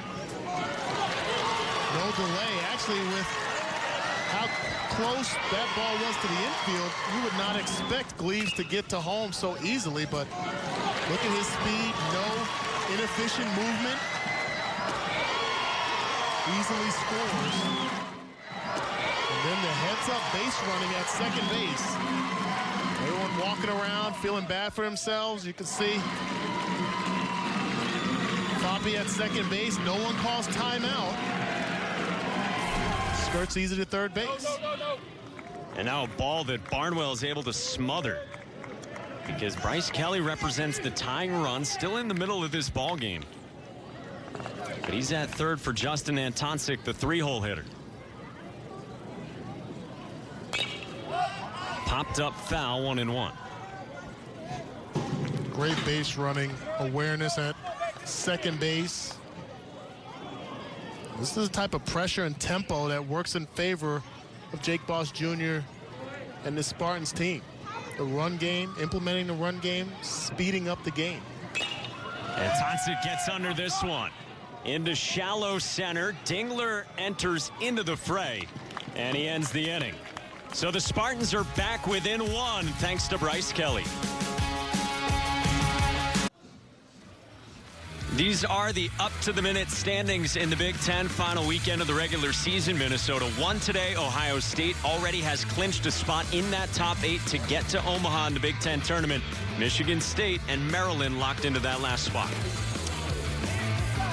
It's going to be a great weekend. Obviously, Maryland has a lot to play for. Michigan State here trying to climb back in this game. But I pose the question to you, who do you think has more pressure on them? Is it Michigan State or is it Maryland? Maryland owns the tiebreaker, but as the schedule unfolds for the weekend, Maryland plays after Michigan State all 3 days in their series against Indiana. So knowing what's going on and who's winning in this series, is it more pressure or less pressure for the Terps? Now, you're the former athlete here, but I think I would prefer to go first and just think about what I need to control and go out there and do that. Yeah, and you see it a lot of times, whether it's baseball or actually in all sports, that you'll have programs that opt not to show scores on scoreboards more times in football and basketball than baseball, obviously. But now with social media, it's almost impossible not to know what's happening around the country. But yeah, I'm of your thought as well. Play first, and you own your situation, and force the other team to kind of play behind you and think about it more. 2 balls and 2 strikes on Tyler Cowles, and we appreciated what Jake Boss Jr. said. There's the coach speak of, well, we got to focus on what we can control, but he also said we know what's at stake and what needs to be accomplished here this weekend. I think there's some comfort and peace of mind in that.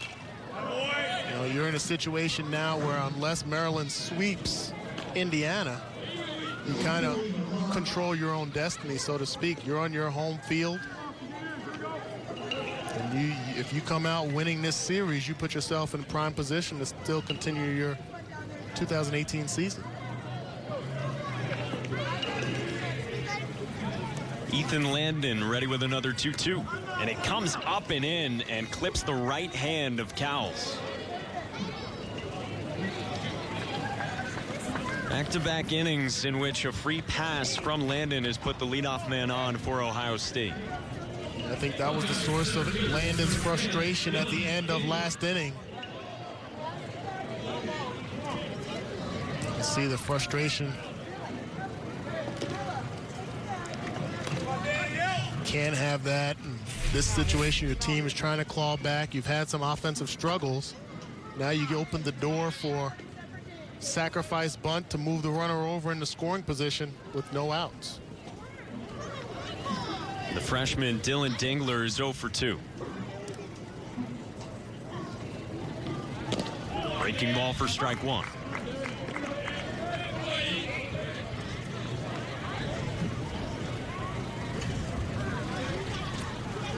You talked about being a proponent of avoiding sports specialization, and Dingler's a case in point with that.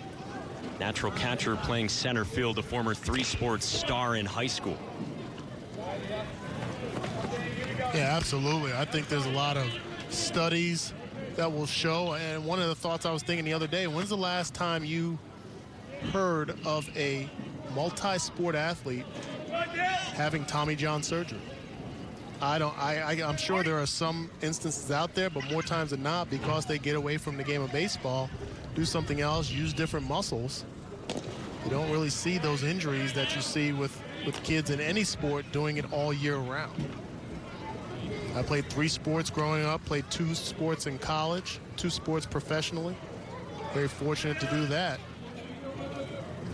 But I don't ever remember any injury that was specifically to that sport or predominantly for that sport because I was able to get away from it. Except concussions. You never met a collision that you didn't like.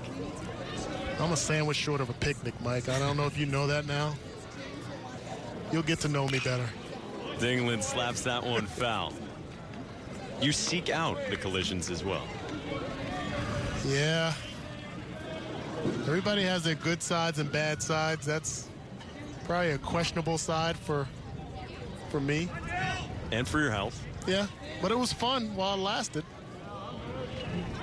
Add a little spice to the game. That spurs things up a bit. Another 1-2 to Dingler. Tried to go upstairs with the fastball. That ended up being a little bit lower and near the zone, actually. Well, it looked like this one crossed up Proctor behind the plate. He's wanting a pitch elevated, a fastball up and in. Fastball on the outside part of the plate may have been called a strike had he been set up there. They're just missing the spots right now. Swing and a miss. Off speed from Ethan Landon for strikeout number 4. That's a nice job of dialing back on the fastball. Not necessarily a changeup, came in about 80 miles an hour, but just enough off. You can see well ahead of that pitch was Dingler. So this is back-to-back innings. The leadoff man gets on. Landon responds, uses the off speed to get a big strikeout while he's working against the middle of the order for Ohio State. Well, were they sitting in here? If they were on the floor, we weren't going to let them blow onto the field. First pitch to Barnwell. Proctor trying the back pick. And Cowles back safely. A little bit surprised by Greg Beals not opting to bunt Dingler there. I think as you get into the latter part of the game, you only got 1 run down. Michigan State is the home team. Hold on, 2 hands so we don't let it blow out. They do bunt this time toward third and foul.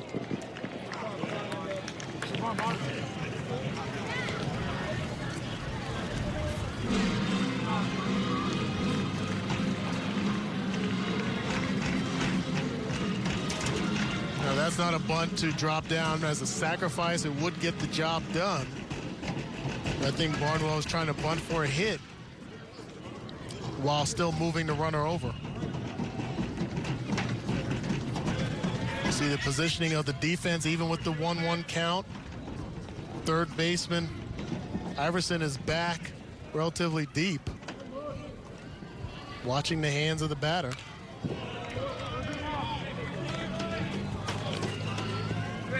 Landon went fastball there. No sign of the bunt from Barnwell. Now 1 ball and 2 strikes. Marty, a little bit more. See the positioning of the hands on the bat by Barnwell, choked up just a bit. Trying to get the bat a little bit quicker through the zone, especially with 2 strikes. 1-2. Breaking ball buried in the dirt.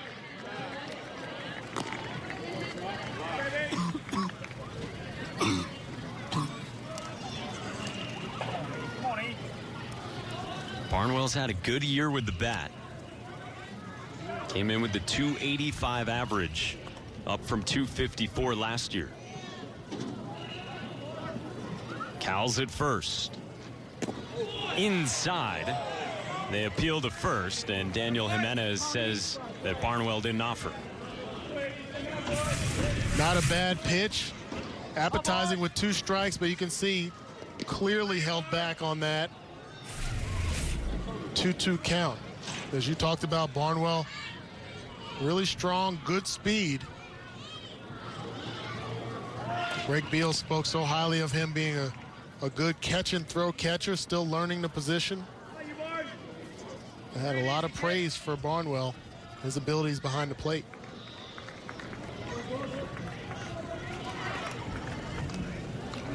They've made Landon work here. He's thrown 90 pitches on the afternoon. 2-2. Full count.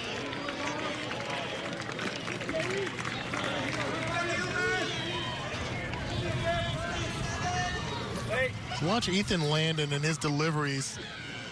Very, very controlled. His body control is amazing for being a tall guy on the mound. His follow through, he's being total control, nothing off base right there. Outside and low, and there are 2 aboard here without a hit for Ohio State. So 2 out there for Bo Coolin, who twice today has come out with a couple of outs. First time a double out toward right field off the wall, and then the second time to get a run in. 2 identical swings with the same type of production. Really seeing the ball well. Not pulling any muscles on the base pass. He's got the moves. Well, and he will not see Ethan Landon here. 92 pitches, and the redshirt senior will exit. Michigan State hopes it's not the end of the season and the last start for Landon, with Jake Lowry coming on for the Spartans.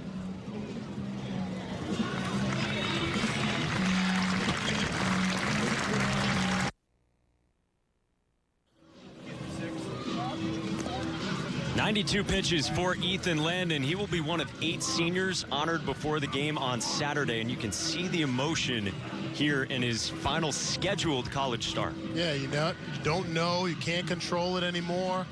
Obviously, the opportunity to extend your senior year, and maybe the last times he may be playing baseball. The emotions come flowing out, teammates trying to console him, justifiably so. A young man out of South Dakota who started his career at Kansas State and has worked his way back into the Friday night role for Michigan State. Well, he gives way here in this 6th inning to another senior, another 5th-year guy in Jake Lowry, the redshirt senior out of Howell, Michigan, who comes on with runners at first and second. Jake Lowry, a preseason All-Big Ten selection. You see his numbers. 2.60 ERA, batters only batting .250 against him. Big strikeout guy, a power pitcher, can ramp up his velocity up to about 94, 95 miles an hour with a good slider. Coming into a tough predicament with 2 runners on, and the hottest hitter of the afternoon in Bo Coolin.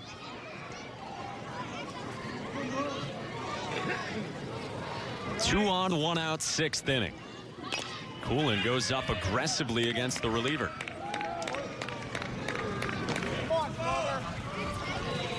One double all season entering today, and now 2 for Bo Coolin. I like that he approached. He feels like he's in the zone, seeing the ball extremely well. Why watch a fastball when you know it's coming? Just misses it.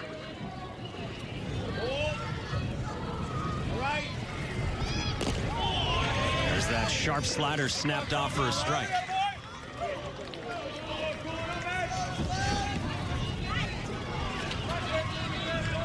We've seen a couple of really good swings by Bo Coolin. They've all been identical pitches that have been about between the knees and waist into the zone. Look for maybe an elevated fastball here. There is the fastball above the waist that misses. But purposeful from Lowry. Big spot in this ball game. The Spartans fighting for their postseason lives this weekend. Trying to keep this a one-run game in the 6th inning. Lowry's 1-2. Breaking ball low.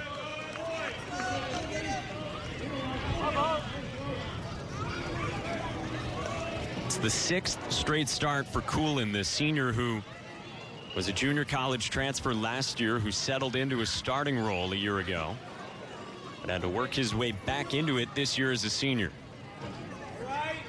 The 2-2. Swinging a hard ground ball foul.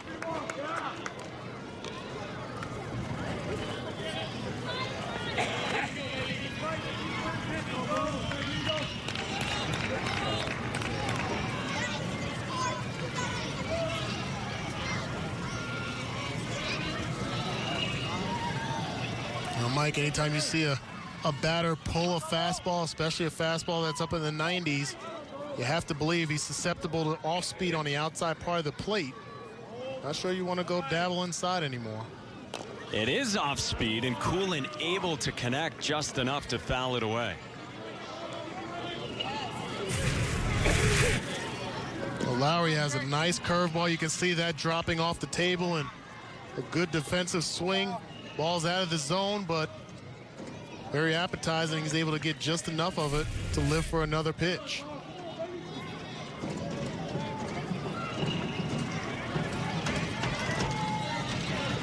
Seventh pitch on the way. Popped up. In the left field for Bryce Kelly. 2 gone.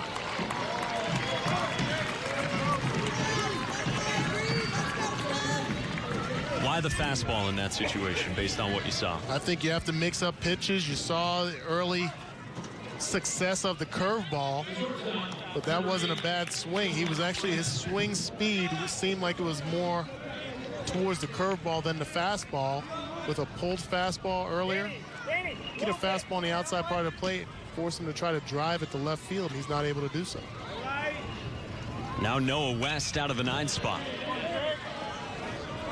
3 runs in already for Ohio State, and they've all come with 2 outs. They are 4 for 8 with 2 outs today.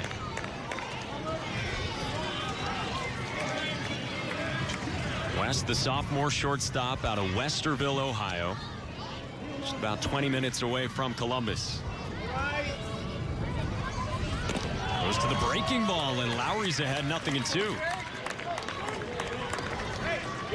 Very good control of that slider. You can see it right here. Starts off, actually buckles West just a bit.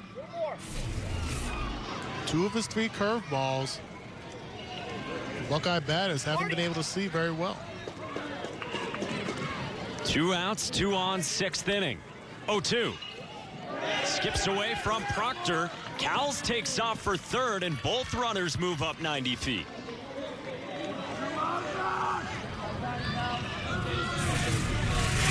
Tough pitch to handle by Proctor. Well outside. Actually, that bounced almost inside the left-handed batter's box. Tried his best to get his shoulders around it and couldn't get it.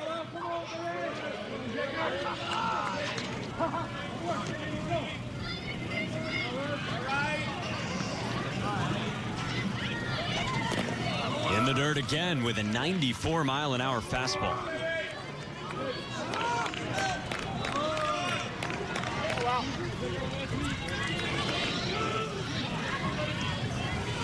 Both these teams have a whole lot of faith in their veteran bullpens. And Lowry's the first arm on in relief. His 2-2. Breaking ball swung on and missed. Jake Lowry, the senior, out of trouble, and he picks up his classmate Ethan Landon in the 6th inning. Michigan State fighting for its postseason life. They are within 1.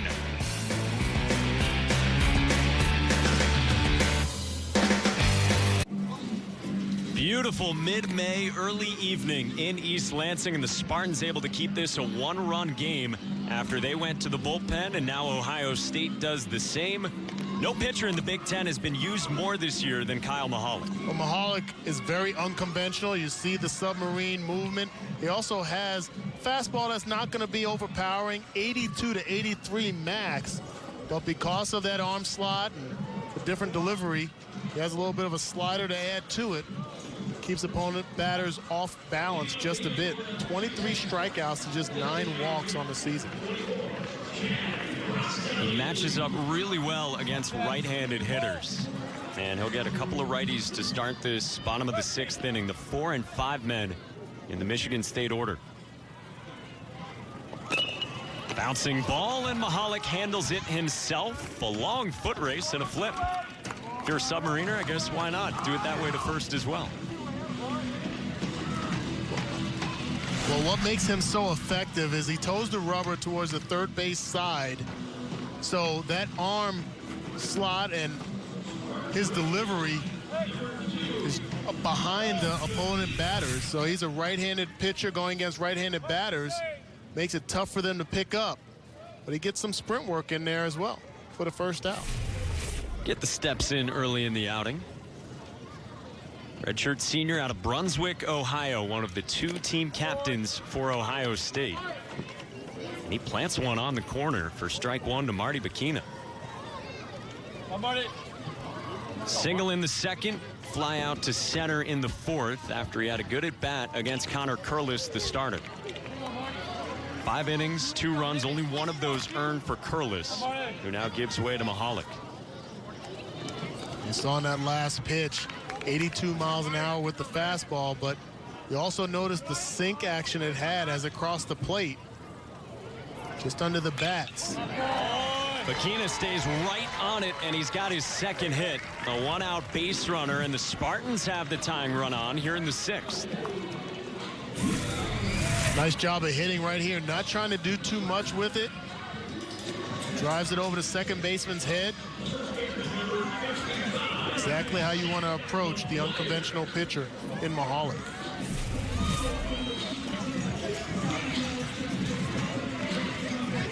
No sunglasses for Marty Bikina. Got the assist from Danny Gleaves earlier today. Bikina's on, and now Zach McGuire.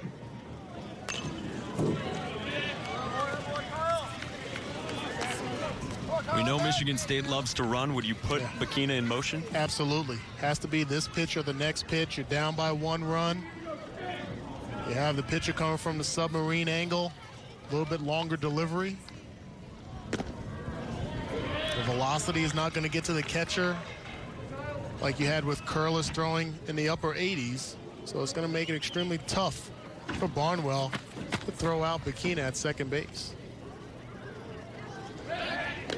They do check on Bikina. Dives back safely. 4 steals and 4 attempts for Marty Bikina and the Spartans, the leaders in the Big Ten stealing bases.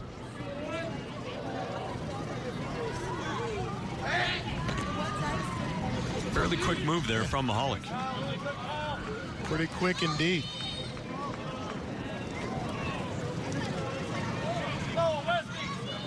Mihalik making his 89th career appearance. 1 ball and 2 strikes on Zach McGuire.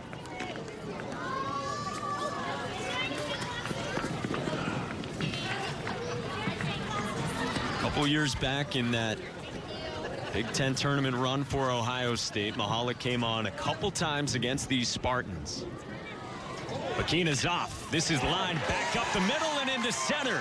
Bikina hesitated around second, on his way to third, and there are runners at the corners for Michigan State.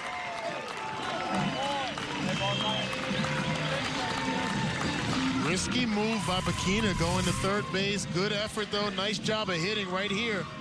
Almost identical to what Marty Bikina was able to accomplish in the batter's box. Right over the second baseman's glove. Straight steal. No coaching there. That's total judgment on Marty Bikina's side to be able to recognize how that ball was hit and opt to go after the third base and gets there safely. Couple slight pauses, one to see if the line drive would be caught and then to see if he should take third. And he is 90 feet away for Zach Iverson. Iverson was up in a similar spot in the 4th inning. There were runners at first and second for the Spartans, couple outs. Iverson flew out to center. Just one out here for the Spartans to work with, down by 1. Pop foul, 1-1.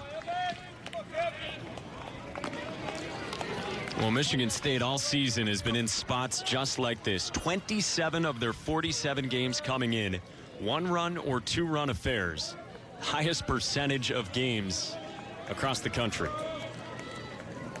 I think that adds to your frustration if you're Jake Boss Jr. because you have to feel like, guys, we've been down this road before. Iverson drops it down, coming home. Bakina is safe, and we're tied at 3.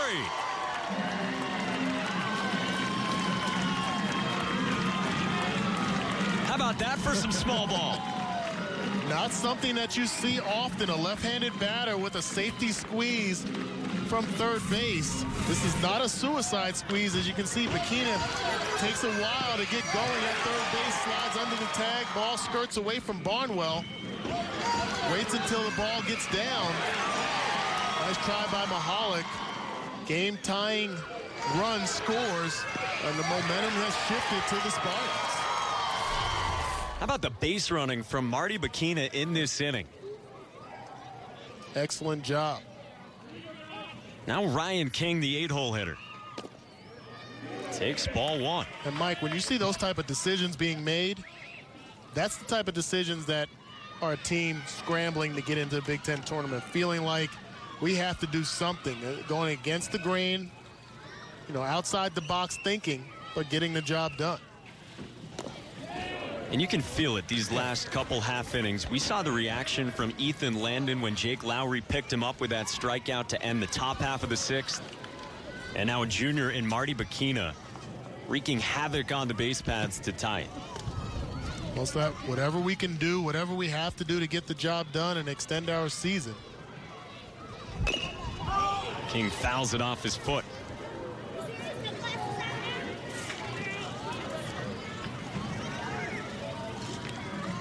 Freshman shortstop in some pain. So right here, pitch on the inside part of the plate just goes off the instep of his foot. I try to walk that off, but that's smart.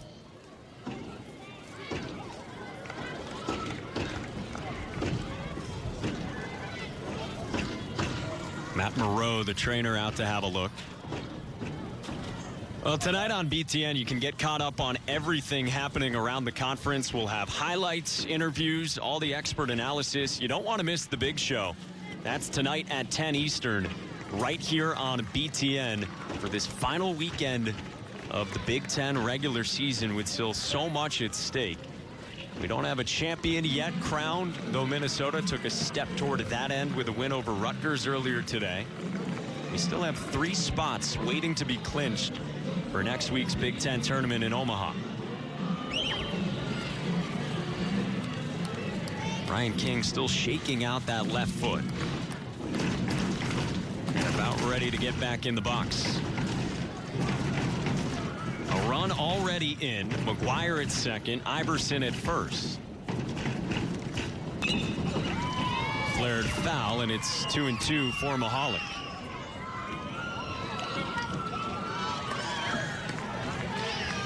Still see King trying to shake out that foot, affecting him just a bit more.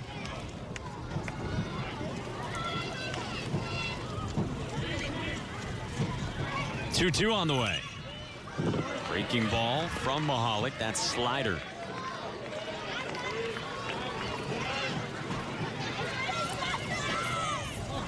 Almost seems like King is trying to guide that pitch out to right field. You like the thought to be of hitting it to right field when you have 2 strikes, but guiding the bat, not going to be successful more times than not. You have to just swing the knob. He yanks this one on the ground. Fair ball. Pass pole. McGuire scores. And Michigan State has its first lead of the day.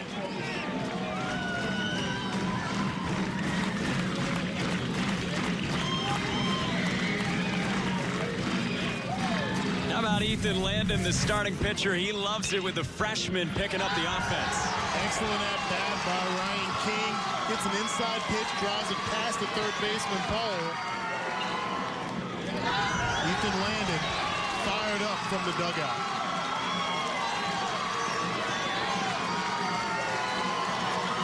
He'd been on the hook for the loss, and now the Spartans in front for the first time. They get the steady reliever Mahalik out of the pen.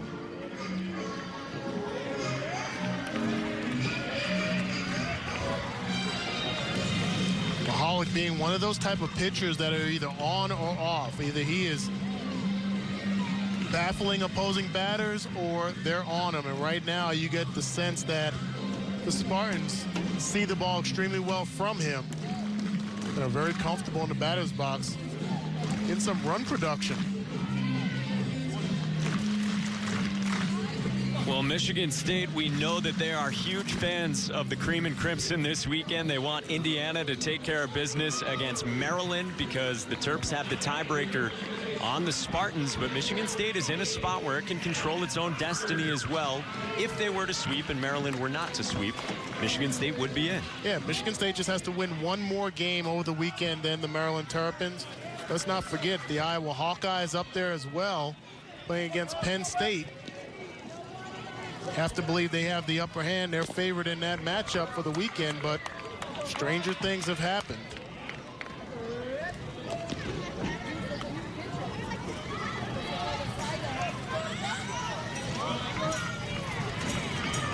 Kyle Mahalik took over for this bottom of the 6th inning after Connor Curlis left after 5. Adam Proctor takes strike 1. You got a glimpse earlier of Austin Woodby out in the bullpen for Ohio State. It's a Buckeyes bullpen that Greg Beals is not afraid to use early and often. They love a lot of the arms back there, including these two that we've seen already.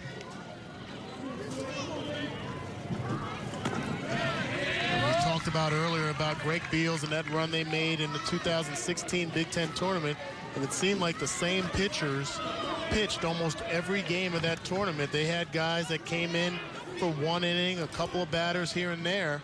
They just continued to churn away, coming up out of that loser's bracket and winning the Big Ten tournament championship. Kyle Mahalik is definitely wary of hanging one here to Proctor. He's keeping everything low. But a 3-ball, 1-strike count with still just 1 out and the top of the order on deck. 3-1. Inside, and they're loaded up.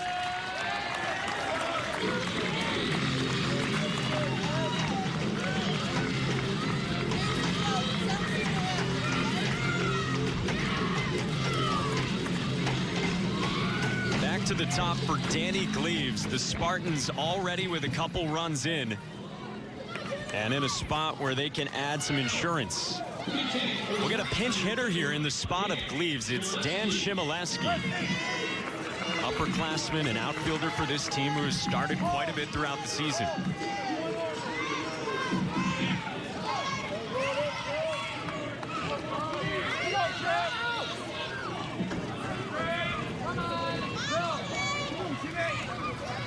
Shimileski on the ground. Mahalik comes home for 1. They get the out. Credit Barnwell for keeping the foot on the plate, but no chance to turn 2. A little bit of a defensive swing there. It just seemed like he was trying to put the ball in play.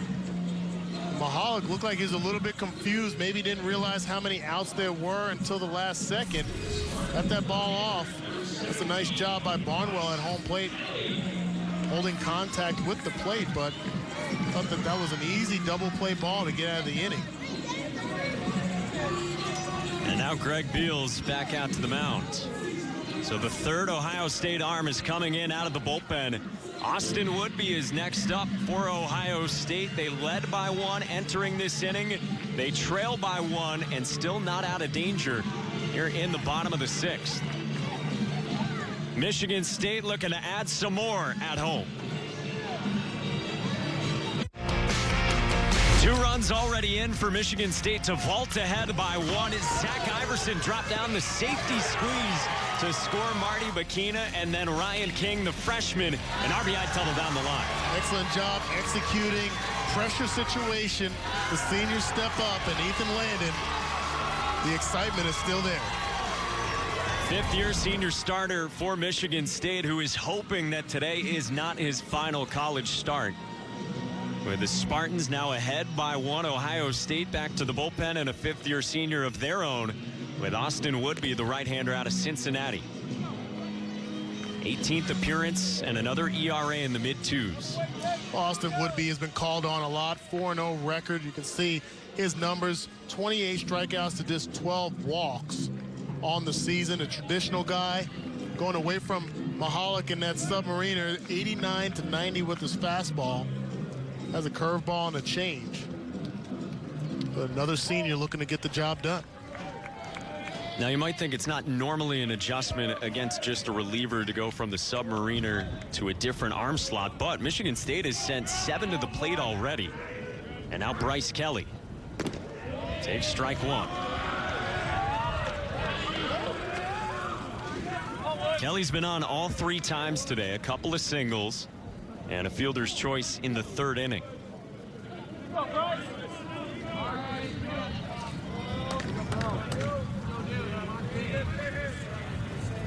Woodby's 0-1. Nicked foul, and Woodby powers ahead 0-2. Good off speed. Start off with the power fastball, come back with the changeup. We've seen from Bryce Kelly early in this game not make solid adjustments to the off speed, getting out on that front foot. Still a very tough out. Loaded up with 2 outs. 0-2. Popped in the air, foul.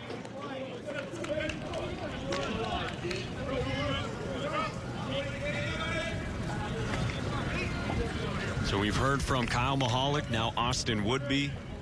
We know Ohio State still has Seth Kinker in the holster as well, one of the best relievers in the entire country. Talking with Jake Boss Jr., he said, hey, one of the keys is for us to get up ahead in this game so we don't have to see Kinker. Woodby handles the task here. He strikes out Kelly and leaves him loaded. Michigan State up by 1. 3 runs over the last 2 innings for Michigan State, and the Spartans lead now for the first time as we embark on the 7th inning in East Lansing.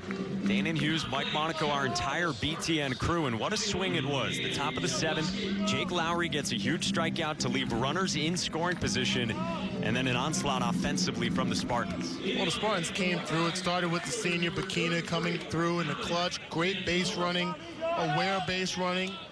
And he gets the parade going, and now a lot of momentum on the side of the Michigan State Spartans. See if Lowry continue to shut things down. Well, he's facing the top of the Ohio State order, and Dominic Canzone is 0 for 3 today with everything on the ground.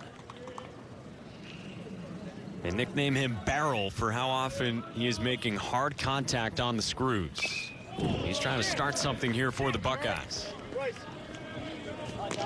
So we've talked about the necessity for Michigan State to put together some wins this weekend. Ohio State 33-18 overall, 13-8 in the Big Ten. And with their RPI, they are well positioned for the Big Ten tournament and perhaps a regional as well, as McGuire makes the stop and flips to Lowry, but it pops out of his glove.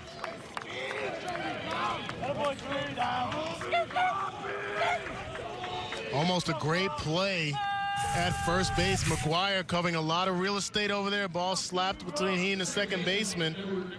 That's probably the only opportunity to make that play. No chance that Antoncic would have been able to get the speedy runner at first base. But you see Lowry just kind of jabs at it, doesn't see it into his glove, and they're going to call that an error. They had him by a step. Proctor with a back pick. Canzone back without a dive.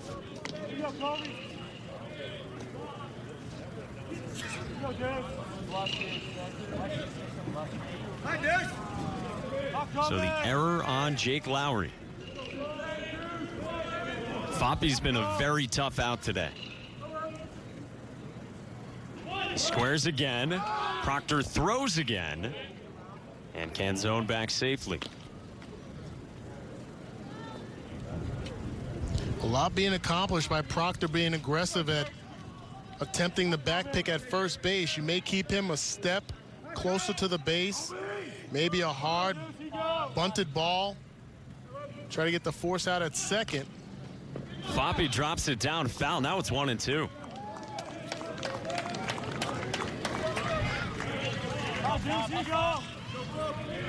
Now you wonder in this situation, Foppy, who does, as you said, handle the bat well, has seen the ball well.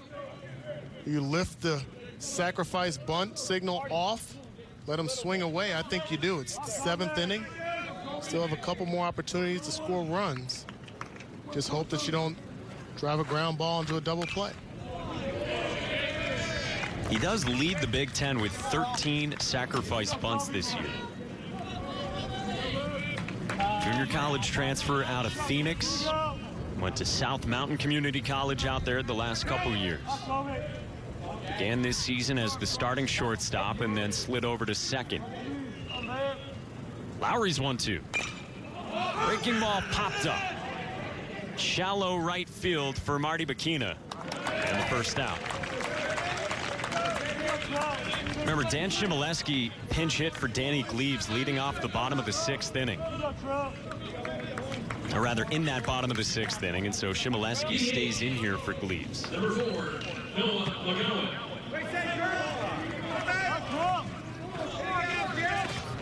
Now Noah McGowan. Ethan Landon did an excellent job keeping him in check in the first 3 at-bats. I think the biggest success Landon had against him was getting in his head, frustrating him in the batter's box, challenging him with the curveball, and then just as you thought or recognized that he was overthinking his at-bats, got a chance to sneak a fastball by him that really just took him out of that at-bat totally. And there is a slider for a strike. Similar recipe, like you said, to what Landon did. And there's nothing wrong with this mindset. Sit fastball, let the curveballs go, let the off-speed go. Be ready for the fastball. The problem he had last time is that he wasn't ready for the fastball. I wouldn't mind him taking another pitch here if it's an off-speed. We've seen some violent swings at change-ups over the plate. Have your plan and execute your plan in the batter's box. Don't allow the pitcher to change it up until you have 2 strikes.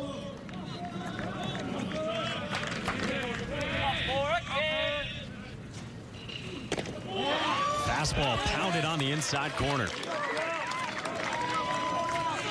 Great location by Lowry, a fastball, another one missed by McGowan. This one has a little bit of arm side run. Seemed to totally fool McGowan again. See what Lowry goes to here. Breaking ball misses inside, 2-2. This is a good call. This pitch starts out inside, stays inside, doesn't get the swiping movement that Lowry would like. Nice try on the frame by Proctor.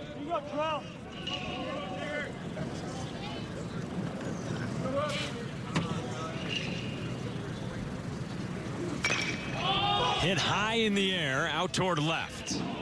Bryce Kelly, a long way to go. He was deep, and he makes the running catch for out number 2. See the conversation with King at shortstop to not give up on that so early. Didn't even retreat at all, and a lot of real estate covered by Kelly. Good speed, good concentration to make the play.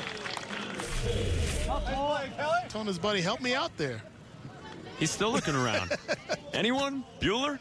Right there. Couple outs now for Jake Lowry. Canzone still at first. And the cleanup man, Connor Pohl. Do have a breeze blowing through as well. Fastball outside.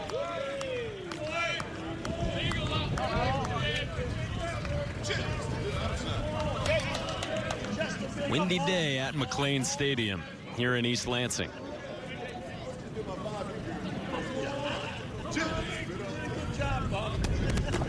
Cole takes the slider.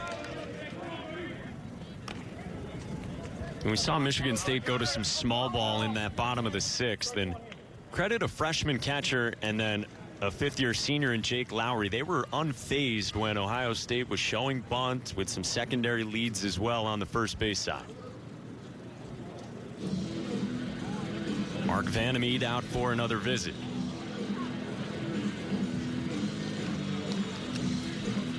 I think Coach Vandermeer is just trying to change things up, settle the defense. 2 outs here with 2-0 count. Just get Lowry reset and refocused to get this out. Don't want to get to a 3-0 count. Definitely don't want to walk him and hit the tying run in scoring position at second base. This is the part of the game where Jake Boss Jr. talked about making them earn their runs, making them earn the production.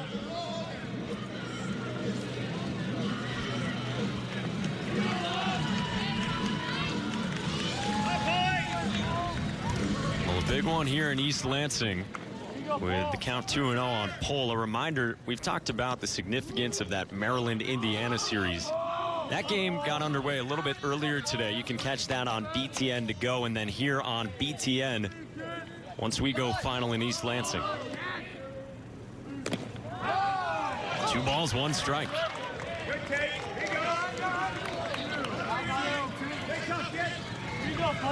That's a nice job by Proctor framing that last pitch. Looks like it may have been elevated just a bit. Slider dips low. Patient approach here from the cleanup man, Connor Pole. Greg Beal says he has really grown up a lot from last year. Made just 17 starts a season ago. Hitters count the 3-1. And 2 on for the Buckeyes. Down a run in the 7th.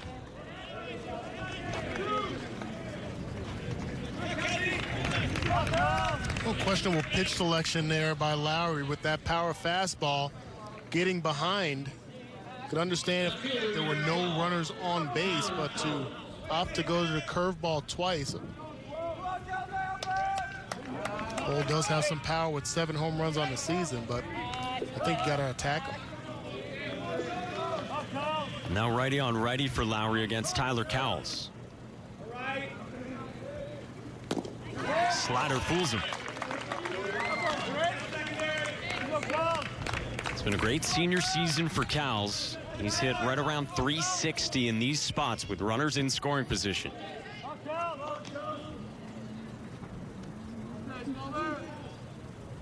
Oh for 2, and he was hit by a pitch his last time. Fastball poked out into right field for a base hit. Canzone gets the windmill around third. The throw to the plate. Not in time. It popped out of the glove of Proctor, and we are tied at 4. Pretty good throw from Marty Bacchina in right, trying to cut down Canzone. An excellent job. The ball's hit not too hard out in right field, but Bacchina attacks it well. Good, strong, accurate throw. Proctor just couldn't hold on to it.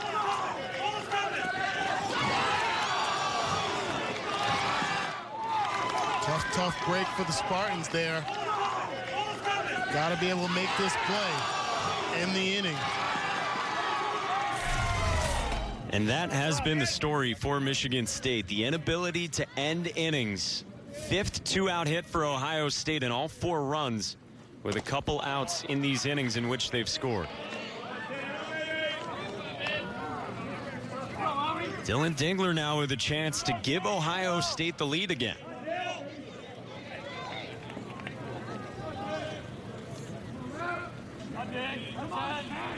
The 1-0 pitch. Check swing, roller toward third. Iverson on the run, low throw, and McGuire digs it out to keep this a 4-4 game. Stretch time in East Lansing, and we're level once again. Michigan State with 3 days left in the regular season trying to find some way to get into the Big Ten tournament. And why would we expect anything but a close game the way this Spartan season has gone? We have become accustomed to watching Jake Boss Jr.'s teams play tight games. Unfortunately for them, they haven't fared as well as they would like in most of them. But their backs against the wall in this series. If there's ever a time to get it done, this is the time. A resilient Ohio State team as well, which has all 4 runs with 2 outs. Justin Antonsic, the 3-hitter leading off, trying to get aboard for the first time.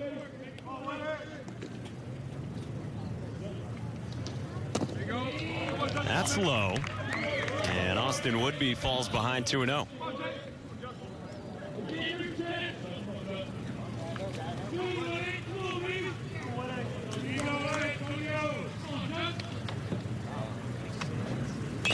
And Antonsic hits this one in the air out toward left.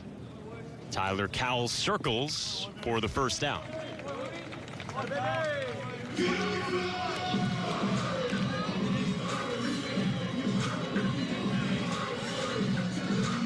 Chad Roskelley's turn for Michigan State. He started a threat in the 4th inning with that single he had. Michigan State couldn't punch anything across in that frame, but they have been active in every inning against these 3 Ohio State pitchers. 10 hits total and 1 in every frame before this 7th. Good looking hook from Woodby.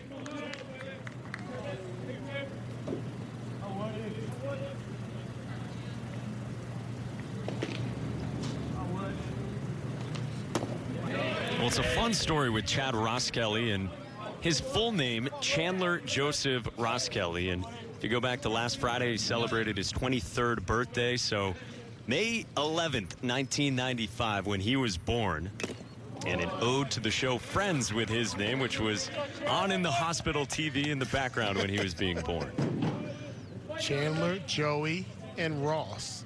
And he has a sister named Monica, Phoebe, and Rachel. Somewhere, Matthew Perry, David Schwimmer, they're loving this. You're probably surprised that I knew all 6 characters, didn't you? You were ready for that. Yeah, I was ready. What were you doing, half inning? Studying up? No, man, I watched that. I still watch the reruns. What are you talking about? Love that show. Hilarious. Chad himself is not much of a Friends guy, he says. Too bad for him. Yeah, that is his loss. So they thought he might be nicknamed CJ. Turns out he gets called Chad, but he actually prefers Chandler, of all things. Hits this one in the air to right. Dominic Canzone, and a couple of fly ball outs for Austin Woodby in the 7th. That boy Ding, way to talk to him. You got that revved up on Netflix? Get some reruns in when you're traveling? Just on regular TV. They come on. It seems like it comes on all day, all night. Nice job by Woodby. I like how he's mixing up his pitches. That curveball working very effectively. Fastball up in the zone, curveball down in the zone. This would be the first true 1-2-3 inning for Ohio State pitching. But Marty Bikina has been a tough out today. A couple of hits. Off speed from Woodby for strike 1. There's a guy who's been giving it up in the final week of the regular season. He's got some grass stains on the back from diving out in the outfield. Out towards center. All 3 outfielders get involved in a 1-2-3. Bottom of the 7th, the first for Ohio State. Nice Thursday evening for a ball game in East Lansing, Michigan. Top of the 8th inning on the way. 4-4 the score. It's been back and forth between the Buckeyes and the Spartans. Jake Lowry back to the bump, his 2nd full inning. And he's ahead of Jacob Barnwell. Talked about athletic catchers. Barnwell's a guy who can run as well. He's got 5 steals on the season. Good backstop for Greg Beals. Slider has been sharp for Lowry. I'm going to credit that pitch to Proctor behind the plate. He framed that pitch great fashion right there and got the call.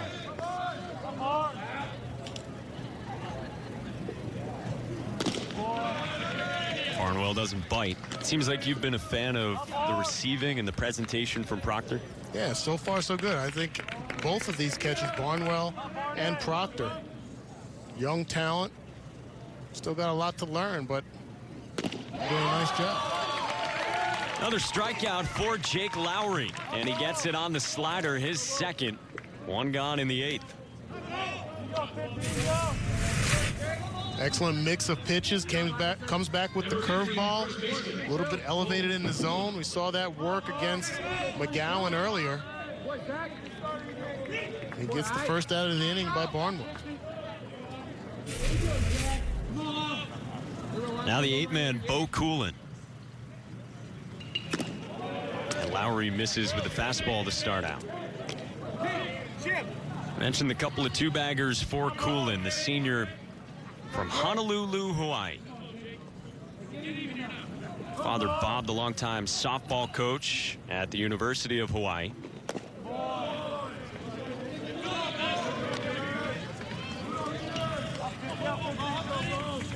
Have to appreciate the prestige of the Ohio State University.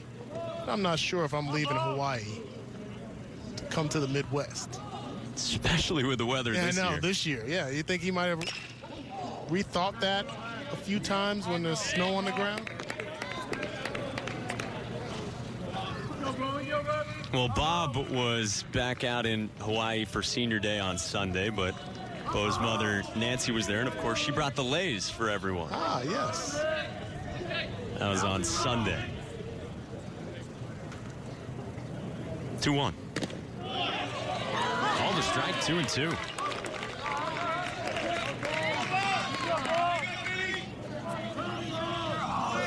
They've gotten this pitch consistently on the afternoon. An elevated fastball, you can see, again, the framing of that pitch by Proctor. He's helped his pitching staff out tremendously. Breaking ball in a similar spot, but the count's full.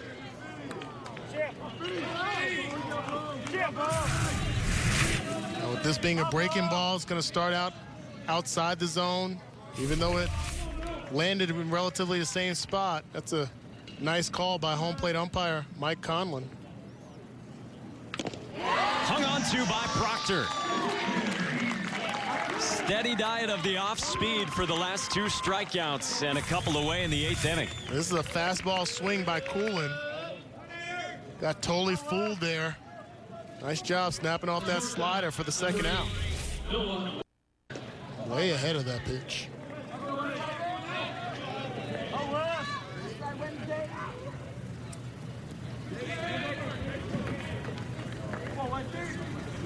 Noah West fouls the first pitch back. So in the bottom of the 7th, Ohio State pitching had its first 1-2-3 inning, and now Michigan State pitching looks for the same here at the top of the 8th.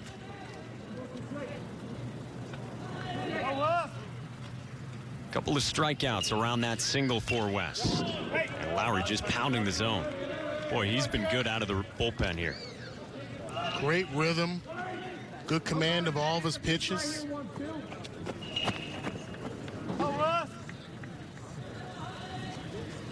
2 1/3 so far, just 1 hit against him. Lifted in the air, right side, foul territory and out of play.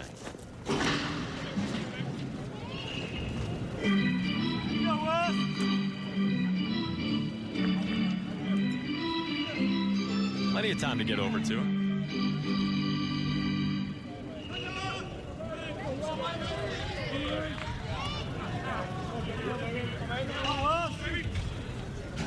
Oh-2 again from Lowry. That's upstairs. That's good pitch, Jim. Good pitch. Again, the elevated curveballs worked well against this Ohio State batting order. Multiple guys going after that pitch. Good discipline by Noah West.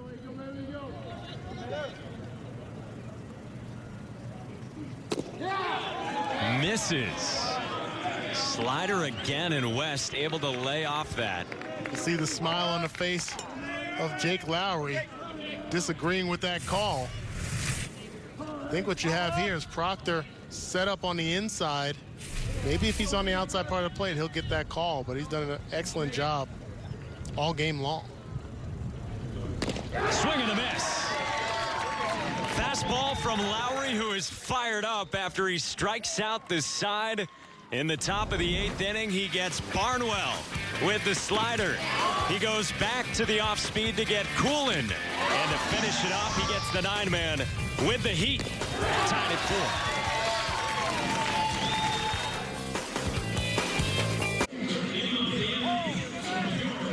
McLean Baseball Stadium, the site today for a good one. Ohio State and Michigan State deadlocked at 4, bottom of the 8th inning.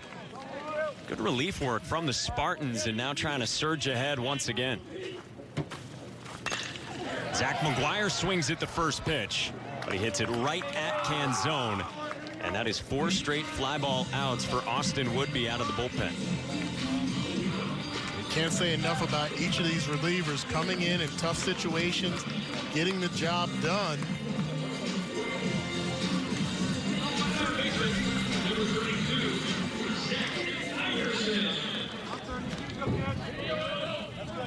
Nobody on for Zach Iverson, the freshman who dropped down that crucial safety squeeze in the 6th inning. That's when the Spartans got a couple of runs, and boy, they even could have had more. They left them loaded that inning. Woodby came on to get the final out. He struck out Bryce Kelly. Iverson strokes one out to center and down for a base hit. So the go-ahead run is aboard in the bottom of the 8th inning. It's just enough of this to poke it out into center field. It looks like it goes off the end of his bat. Good enough strength, a good balanced swing there. His best swing of the afternoon. I think it's essential for the Spartans to get this run across. I don't know if you want to go into the 9th inning having to score runs. They just haven't fared well with that pressure on their shoulders for a large part of this season. Well, here's the guy who put them in front 4-3 back in the 6th. Ryan King with that RBI double down the third base line. Batting out of the 8th spot in the order. Zach Iverson, 3 of 5 in stolen bases attempts.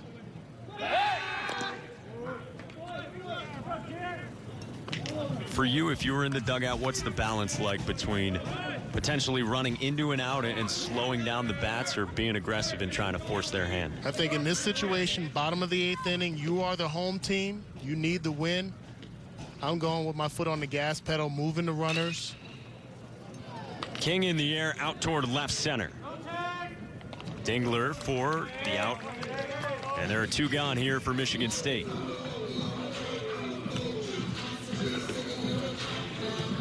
So we still got a ways to go here. Tied at 4. A reminder that Maryland and Indiana are already underway in Bloomington. That game can be watched on BTN to go, and then here on Big Ten Network once we go final. Terps through 3 are up 2-1 on the Hoosiers. Again, a Maryland win today would mean that Michigan State's got to take at least 2 out of 3, and then would need some help as well from Maryland.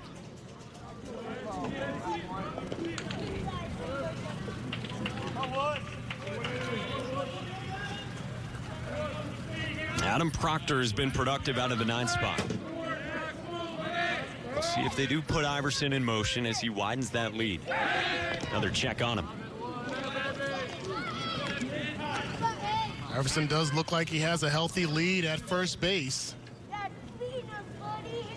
It's one thing to know if a runner's going to go, another thing to execute the necessary pitch, and we've seen the Spartans employ a run and hit mentality where they're not going to take the bat out of the batter's hands, especially with 2 outs.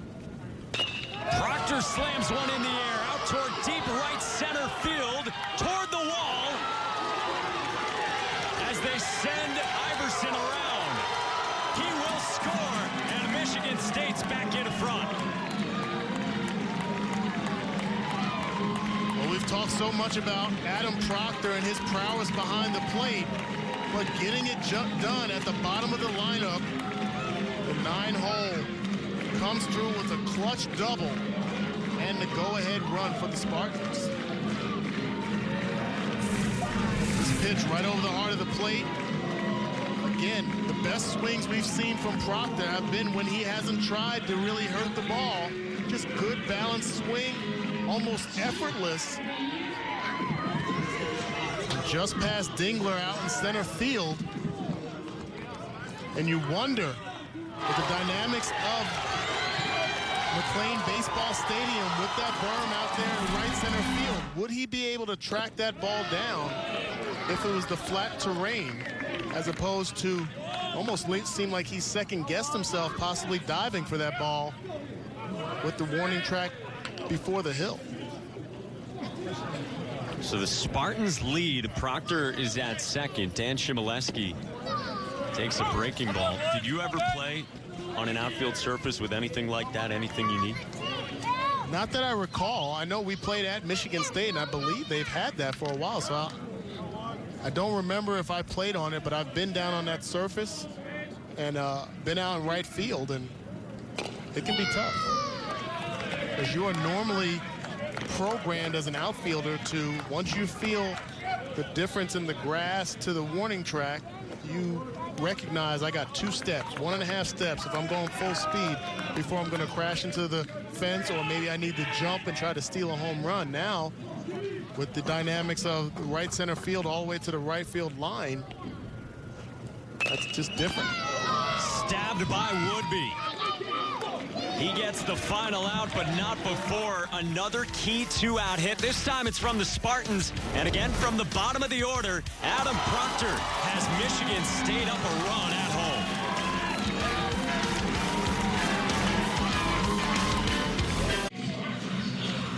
Well, Adam Proctor just supplied the go-ahead RBI double out to right center field. Michigan State up by 1 on Ohio State. We move to the top of the 9th, and so that means the Spartans turn to their closer, Riley McCauley. Hard thrower, began the year as a starter, and is now at the back of the bullpen. Well, he's been better out of the pen. You see his numbers, opponents batting .263 on the season. He is a strikeout guy, a power guy, 59 strikeouts on the season to just 22 walks. 7 starts to begin the year for McCauley. 9 appearances out of the bullpen since, and in those 9 outings, 14 2/3, no earned runs, 23 strikeouts. He's a bulldog, a fastball slider guy. As you see, the starter, Ethan Landon, gotten a little bit more life. He's been the energizer guy on the bench since he came out of this game.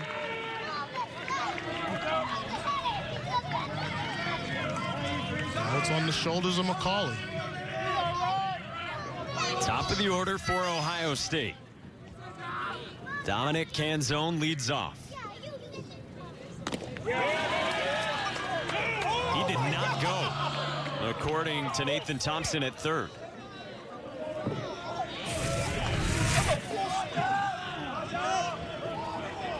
Yeah, I think he got it right. He didn't go.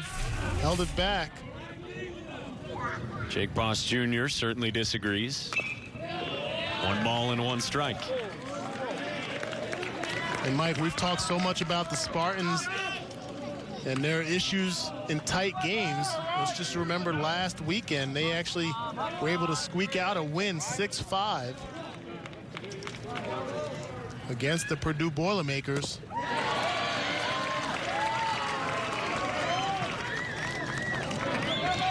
Ohio State's got a couple wins this season when they've been trailing after 8 innings. They've got to face the dangerous Riley McCauley, junior out of Sterling Heights in the Detroit area.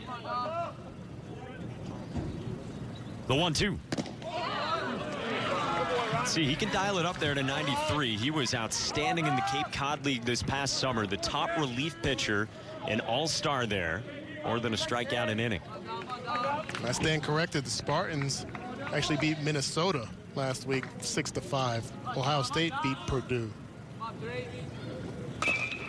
Canzone lifts this one foul. And that's something that Jake Boss Jr. has talked about. Yeah, we've lost 8 out of 10, but this team has done a good job separating one day from the next, and still dangerous enough to get a big win like that against the best team in the conference. If you just look at their overall record, the fact that they've put themselves in a position in a down year, sub 500, that they still can make the Big Ten tournament. Canzone strokes one into left field, and the tying run's on to start the ninth against McCauley. Canzone is so dangerous at the top of this Ohio State order. He came into the weekend second in the conference with hits. He's at 75 now. That's an excellent job of two-strike hitting a fastball on the outside part of the plate. Just drives it, pokes it past the shortstop. Exactly what you want to see from your leadoff batter. Backs against the wall, ninth inning. We'll see Foppe drop down a bunt. He pulls it back, and again, Proctor checking on Canzone. This was exactly the case in the seventh inning. Canzone led off, reached base, was on an error in the seventh, and then Foppe couldn't get the bunt down before he flew out to center. You mentioned it earlier. Foppe normally very good at handling the bat in sacrifice situations. He squares, and McCauley misses with a fastball.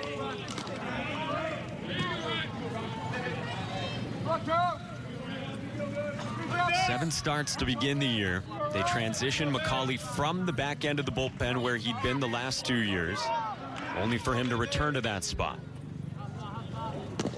Breaking ball, and it's 2-1.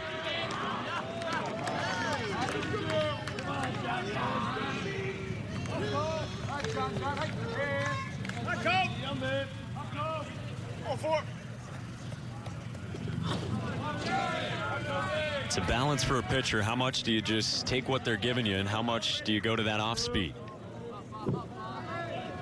Pass ball, it gets by Proctor. As Canzone gets to second, no bunt necessary. I think early on in at bats, you can try to get creative and try to induce a pop-up on the sacrifice bunt attempt. But at some point in the at bat, you have to go right at the out. If they're going to give you an out, take it. Just pulls on this ball, opens up just a bit, and no chance for Proctor to block that ball. Now you're still in a situation, a 3-1 count. I think you'd still opt to have Foppe drop down a bunt, maybe move the runner to third base, where a sacrifice fly from McGowan could score the tying run. So the wild pitch got Canzone to second. We'll see if Foppe does try to still drop one down. 3 balls and a strike.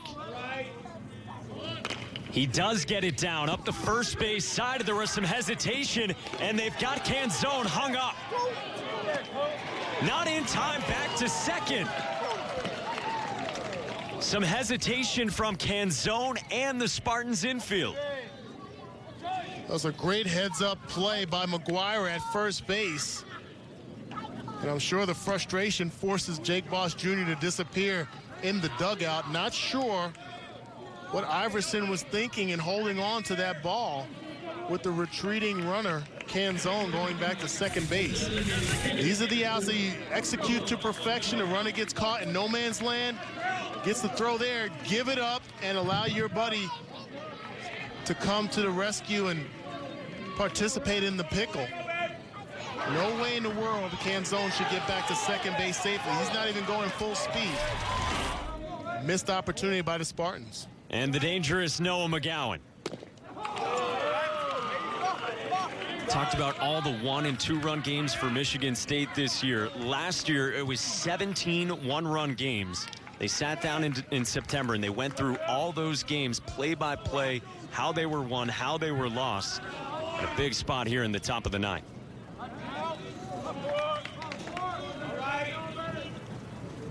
McGowan chops this one left side. King goes to third and sails the throw. Into the dugout. Canzone ties the game.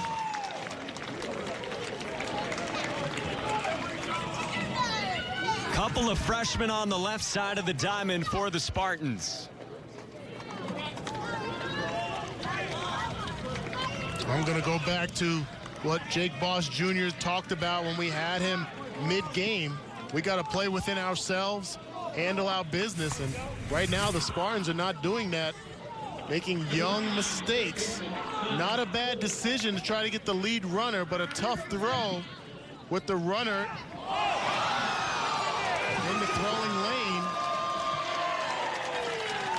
And you got some smiles in the dugout and a little water gun as well for the Buckeyes.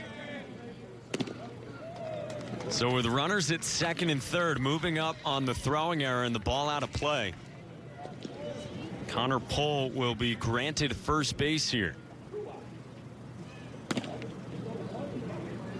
So they'll take their chances against Tyler Cowles in the 5 spot.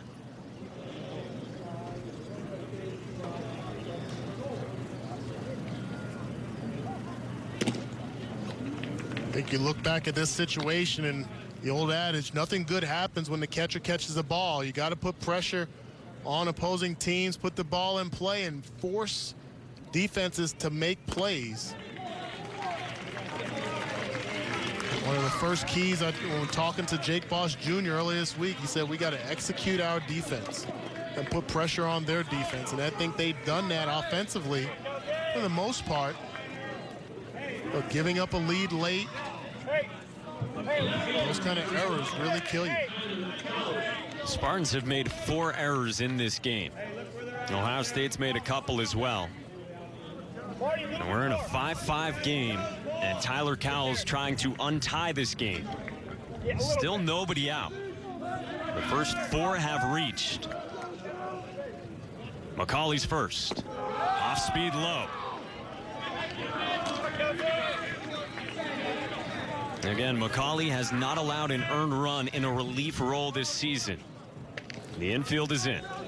Infield is in. The play is to home plate. Hopefully a sharply hit ball will get them a double play from home to first. They have to cut down the go-ahead run. Hit on the ground off McCauley. King trying to get to it. He goes to first in time for an out, but Ohio State goes back ahead. Foppe scores. Ball in play, good things can happen. Couple of plays that glance off the gloves of the Spartans in this game open up the door for runs to be scored by the Buckeyes, and this is a hard hit ball back at McCauley. Can't make the play, run scores. Buckeyes ahead. Nearly a great play by McCauley, falling down. Second and third, Dylan Dingler swings at the first pitch, drops it down in right field. McGowan in from third. Right on his heels, Pohl as well, and Ohio State is up by 3.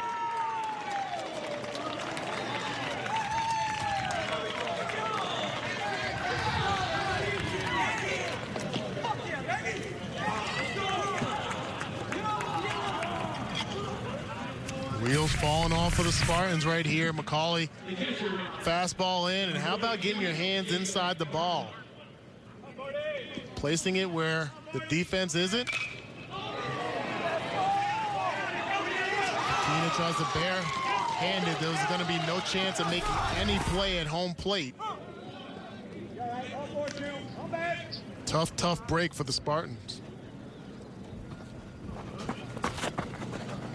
How about the big hits from some freshmen the last couple half innings? Adam Proctor for Michigan State, and then Dylan Dingler there. 1-1 on Barnwell. So many close games for Michigan State this season, and in a spot where they begin this weekend tied for the final spot, but with Maryland holding the tiebreaker, heading toward the Big Ten tournament next week. Riley McCauley's 1-1. In the dirt, no movement on the bases. Well, we know that if Ohio State has a lead, that means Seth Kinker's getting ready. And that's the person that Jake Boss Jr. did not want to see, especially in game 1 of this series. The top relievers in the country, and he specifically said, have the lead late so we don't have to see Kinker. It looks like they're going to be seeing him in a couple of minutes. It's been a long 10 minutes here for Jake Boss Jr. The frustration, the nerves on full display with the way that this top of the ninth has gone. They had the bunt where they had Canzone hung up between second and third. A ground ball then was hit to King. Could get the lead runner again, and twice they couldn't get Canzone out. Meanwhile, all smiles and fun for Ohio State. Up by 3.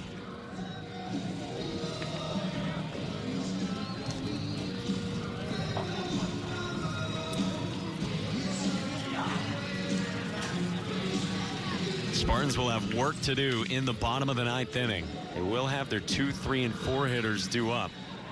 They still need 2 more outs here in the top half.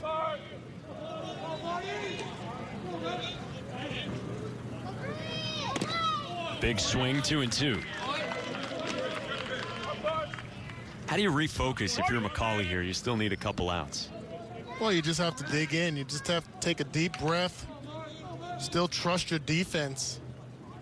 But get back focused on the task at hand. Not try to overcook it. Right there, that last pitch looked like he was trying to put the ball through the backstop, and gotta stay within yourself. Recognize what type of player you are and just go out there and compete. I think when it's all said and done, Jake Boss Jr. wants his guys to go out there and compete, and more times than not, the W's will come from it.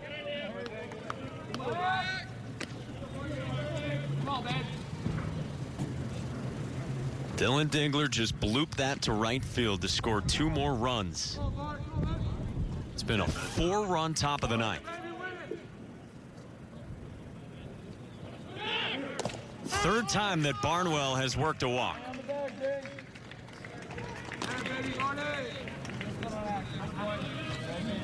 You're in. The wheels have fallen off a bit here for Michigan State in the ninth.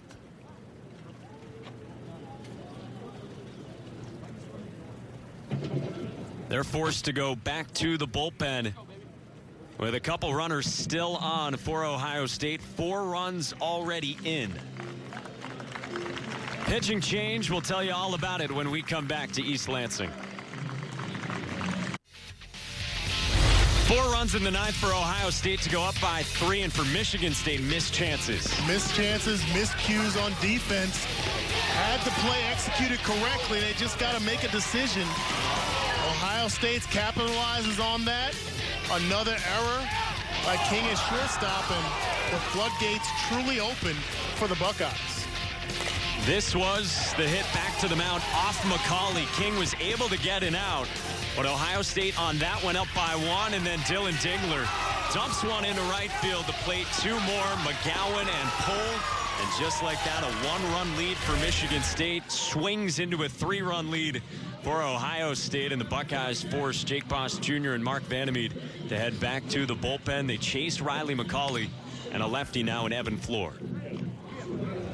Well, they're trying to stop the bleeding right now with Evan Floor coming in this game. There's still 2 games left in this series, 2 very important games. And you see the numbers for Floor.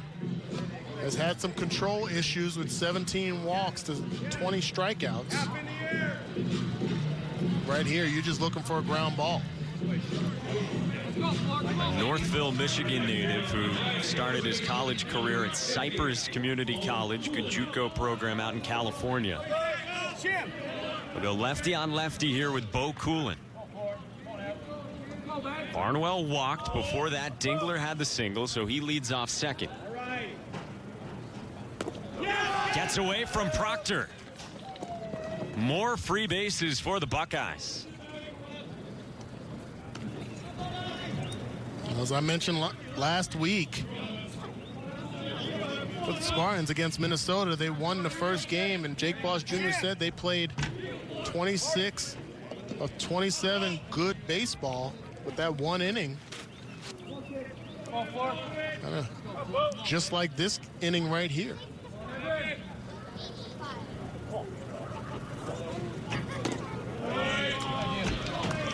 Four errors total in this game.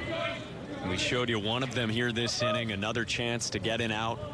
There's been a wild pitch, a pass ball, all in this ninth.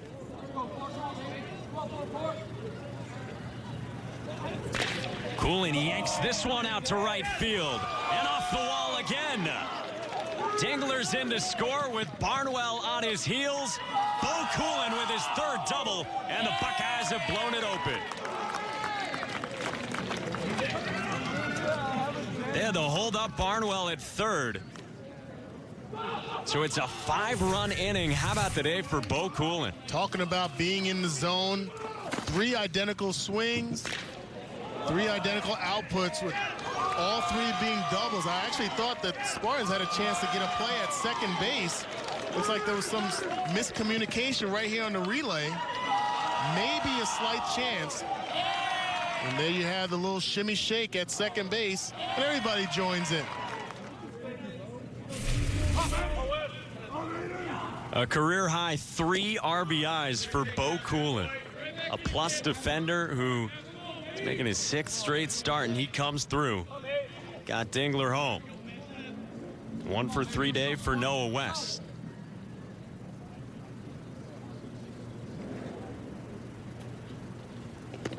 In the dirt. And Barnwell holds it third.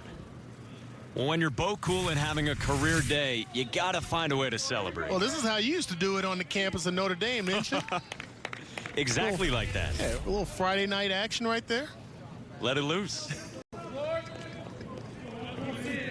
How great is that for a senior to come through like this at this time in the season, heading toward the conference tournament? And to consider how up and down a year he's had, definitely the highlight of that young man's season right there. He's been the starting first baseman, like we said, the last couple of weekends. Before that, Connor Pohl had been at first. McGowan had been there before that, and McGowan's been dealing with an ankle issue. He rolled his ankle a little less than 2 weeks ago, so that shuffled everything around, and they thought it was a nice way to get better glove work at first base with Coolin. Little did they know they'd get the bat surging today.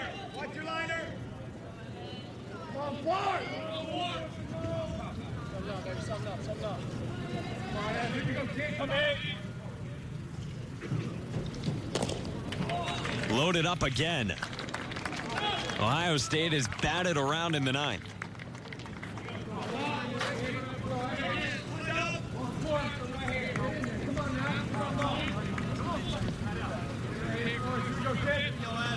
Spartans have lost 8 of their last 10. Despite that, still with an opportunity this weekend. All is not lost with a loss today. But the Spartans had the lead entering this 9th. There's strike 1 to Canzone. Not only had the lead, but they had the plays to be made to keep the lead.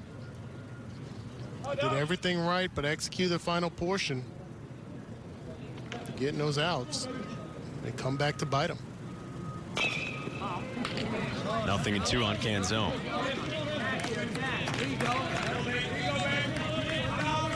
Loaded up for the Buckeyes, and if you're Ohio State, this is what Greg Beals has talked about all season. He has loved the fight of his group. 22 wins last year after 44 wins in 2016. And they have swung the pendulum back again here in 2018. Hit on the ground right side. Diving stop McGuire. No out to be made.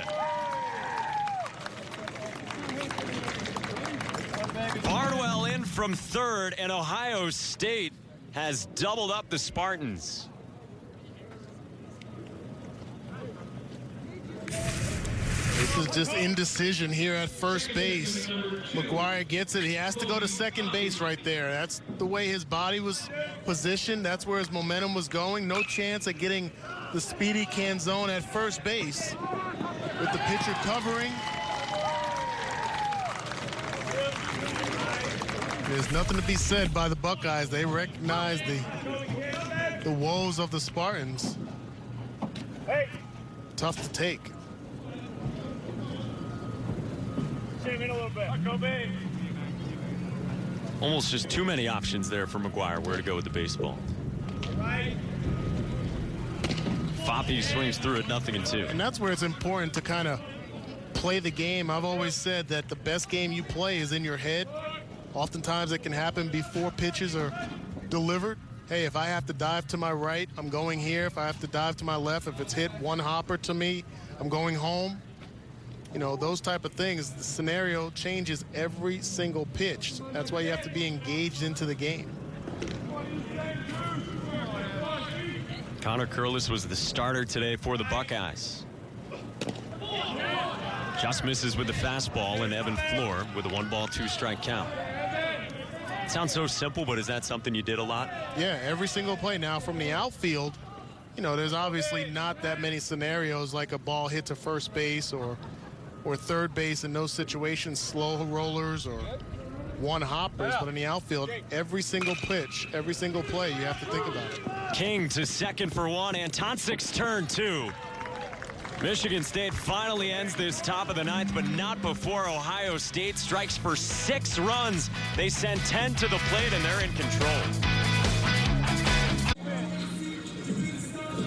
The board out in left field tells the story. A 6-run top of the 9th for Ohio State. They'd been down 1. They lead by 5. And if they're trying to close out a ball game, that means they're bringing on Seth Kinker for the bottom of the 9th. 2, 3, and 4 for Michigan State. And Kinker drops in strike 1. How good has this guy been, Seth Kinker, all season? Well, he's been outstanding all season long. 4th in the country with a 1.15 ERA, and has great command of all of his pitches. A fastball with some sink, a slider. And just the man that Jake Boss Jr. did not want his team to have to face. Seth Kinker. 50 strikeouts to just 4 walks in that closer role. So if we do the quick math, 12.5 strikeout to walk ratio, 3rd best in the country. The leader in that category is a right-hander at Auburn, Casey Mize, who is projected to be the #1 overall pick, and then just a couple slots behind him in that strikeout to walk category, the senior righty Seth Kinker. How about the laces on the glove? Inside corner. 1 away in the 9th. There's that power fastball with a little arm side run. Started out on the inside part of the plate.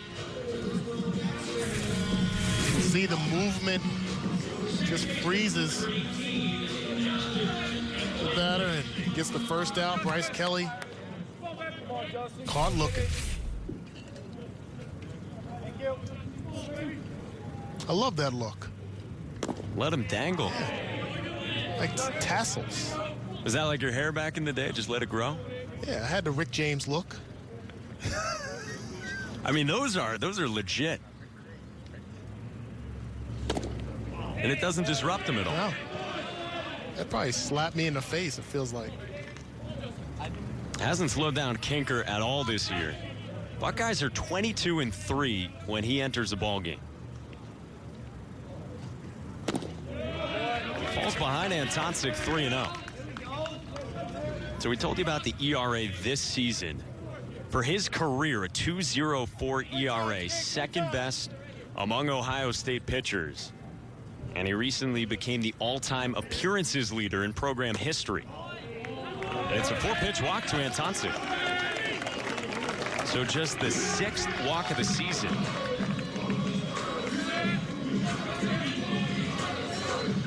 Or the 5th, rather, for Kinker.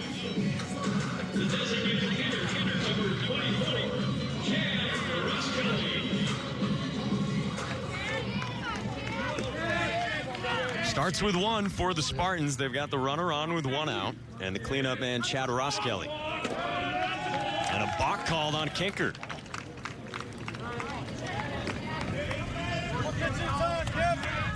Uncharacteristic of Seth Kinker. Seems to have gotten in his head, disagreed with that ball 4 call. And he's gotten a little flustered, but his anger got the best of him. Was that a matter of just not coming set fully? Yeah, trying to rush. As I said, you can see the frustration after that ball 4. He just wanted to get back on the bump and deliver his pitch.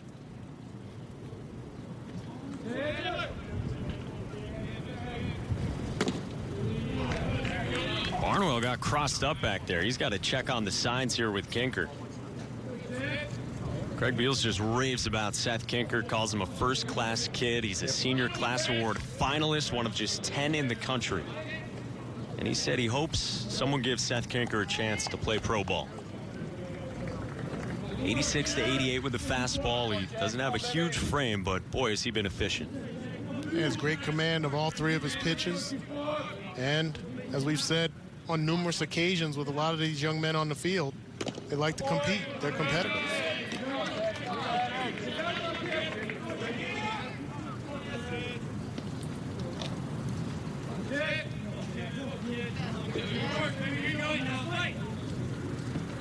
Five-run game, bottom of the ninth. He's got a little Craig Kimbrell in him as well, dangling that arm down, not just the lacings on the glove.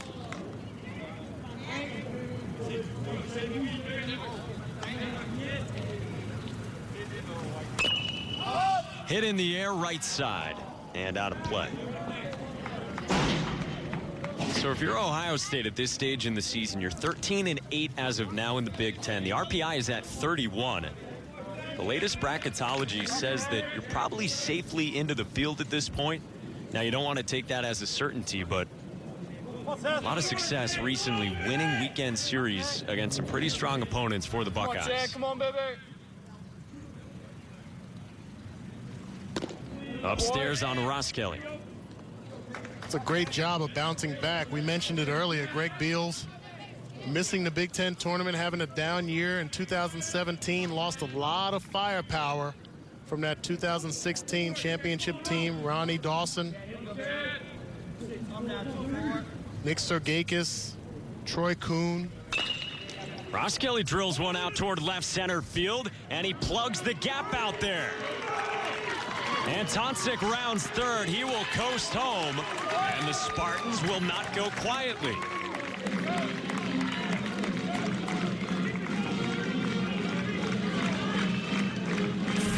Ross Kelly missed the fastball early in this at-bat. This is a hanging curveball. Stays on it. It's a good balanced swing, good power. Cruises to second base with the double.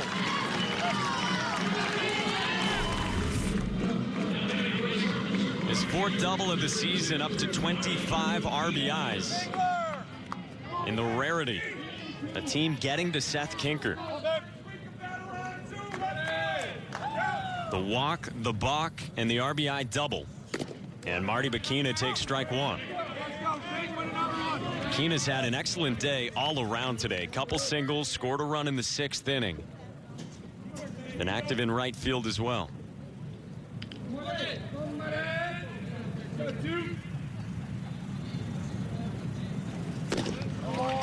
So much movement on the fastball. That's what Kinker brings to the table. Nothing's going to be straight. He has good command of every pitch. A little bit of sync with his fastball. You saw some movement there as well.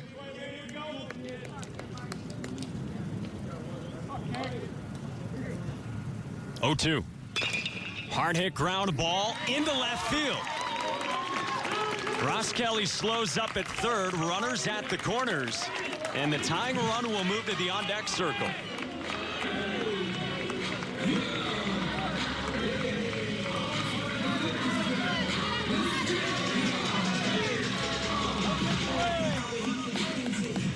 Marty Bikina staying hot in this game. Third hit of the afternoon. If you have any chance of winning this game, obviously you have to come back, but having some confidence and momentum for the final 2 games of this series, this is what you want to see if you're Jake Boss Jr. Zach McGuire stands in. Slider for a strike.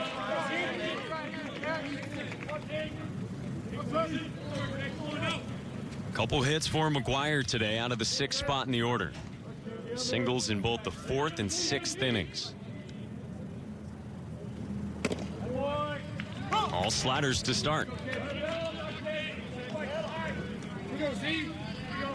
He's got that short arm action. Like a catcher. Might add to the deception a little bit. Yes. Tough to pick up the ball. He's a big body guy. Slider swung on and missed. All off speed, 3 pitches for the second out here in the ninth.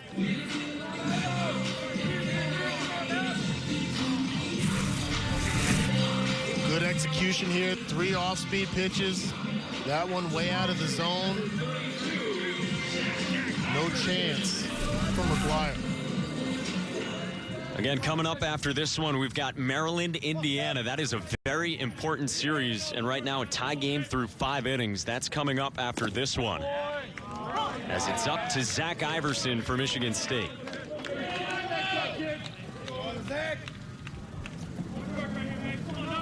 The rare occasion in which Seth Kinker allowed a run.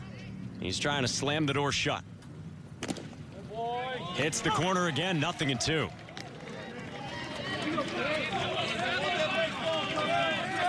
5 straight quality pitches by Kinker.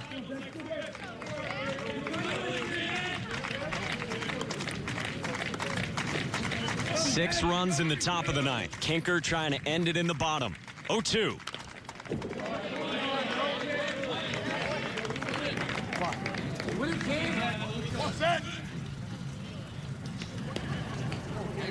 So if this score holds here, if Michigan State were to fall, they are rooting like crazy for the team in Bloomington, Indiana. And against Maryland, like we said, coming up next with Kevin Kugler and Scott Pose. 0-2. Ground ball past the mound and into center. Ross Kelly scores, and it's a 3-run game.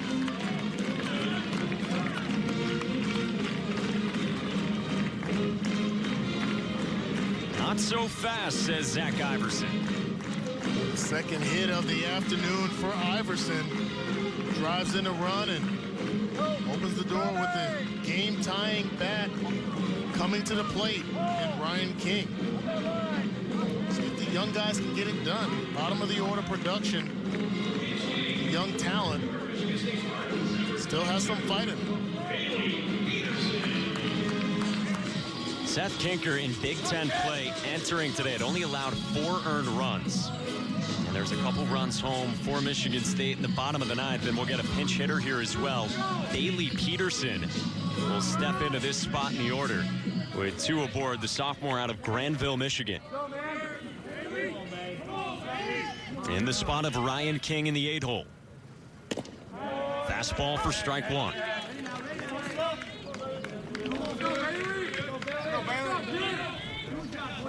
I think with the success of the off-speed from Kinker, the new batter coming up, it may go to that slider.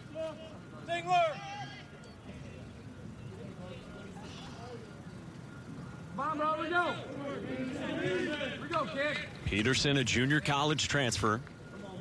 They go to the slider, and it's 1-1.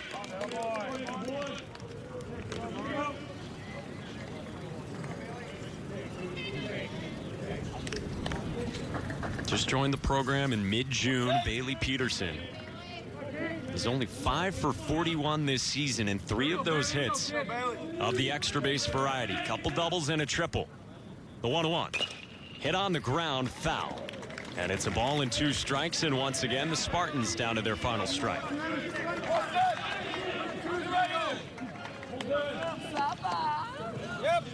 Things have not gone according to plan in this 9th inning. Ohio State got 6. Michigan State able to get a couple here. Searching for more off Kinker. He has 2 of the better pitchers of each program, too. Hard hit ball right side and past Foppe in the right. Bakina's coming around, the throw back to second. Iverson safe, and Michigan State within 2.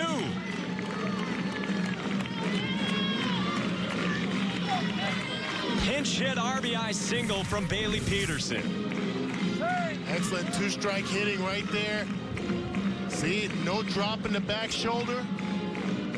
Keeps that bat level. Drives it right past the second base. Bakina cruises home easily. Mike Stafford's got to come out to chat with Seth Kinker here, who is searching for answers. 28 pitches from Kinker. 3 runs on 4 hits and a walk, all earned. for a guy who came in top 5 in the country in ERA.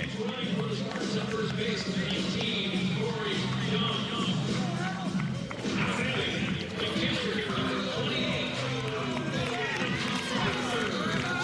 7 earned runs allowed by Kinker all season entering this ballgame. And now 3 from the Spartans, who have had one of the most sluggish offenses in this conference. And now if there's someone you want at the plate, this might be the guy, despite Adam Proctor being out of the 9th spot the way he has swung it today. Yes, he has. 2 for 2 on the afternoon. And when he hasn't tried to hurt the ball, he's actually done very well. Last at bat got that double to right center field. Slider misses low.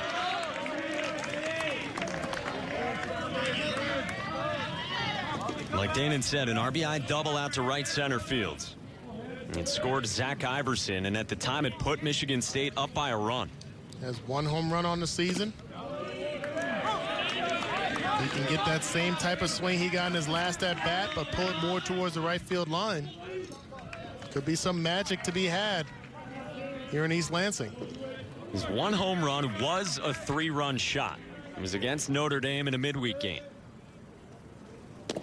Outside and low. Hitter's count coming up for Proctor. For Seth Kinker, you do not want to have that fastball on the inner half of the plate.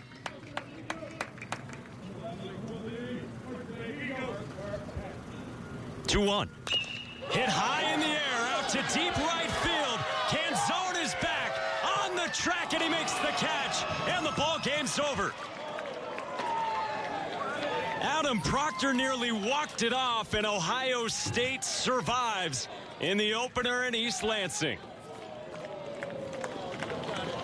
They can all do the Bo Cool and shake out in center. What a finish.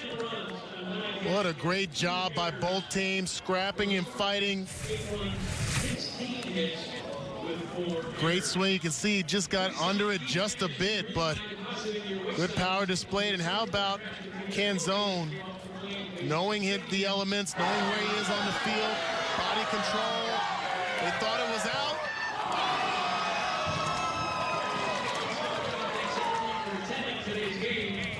Adam Proctor, when he had that RBI double in the 8th, he was a little bit slow out of the box. He might have thought he had a home run, and he hits this one to the warning track. But the Buckeyes can dance their way off the field with a win in the opener here today. So Ohio State to 14-8 in the Big Ten.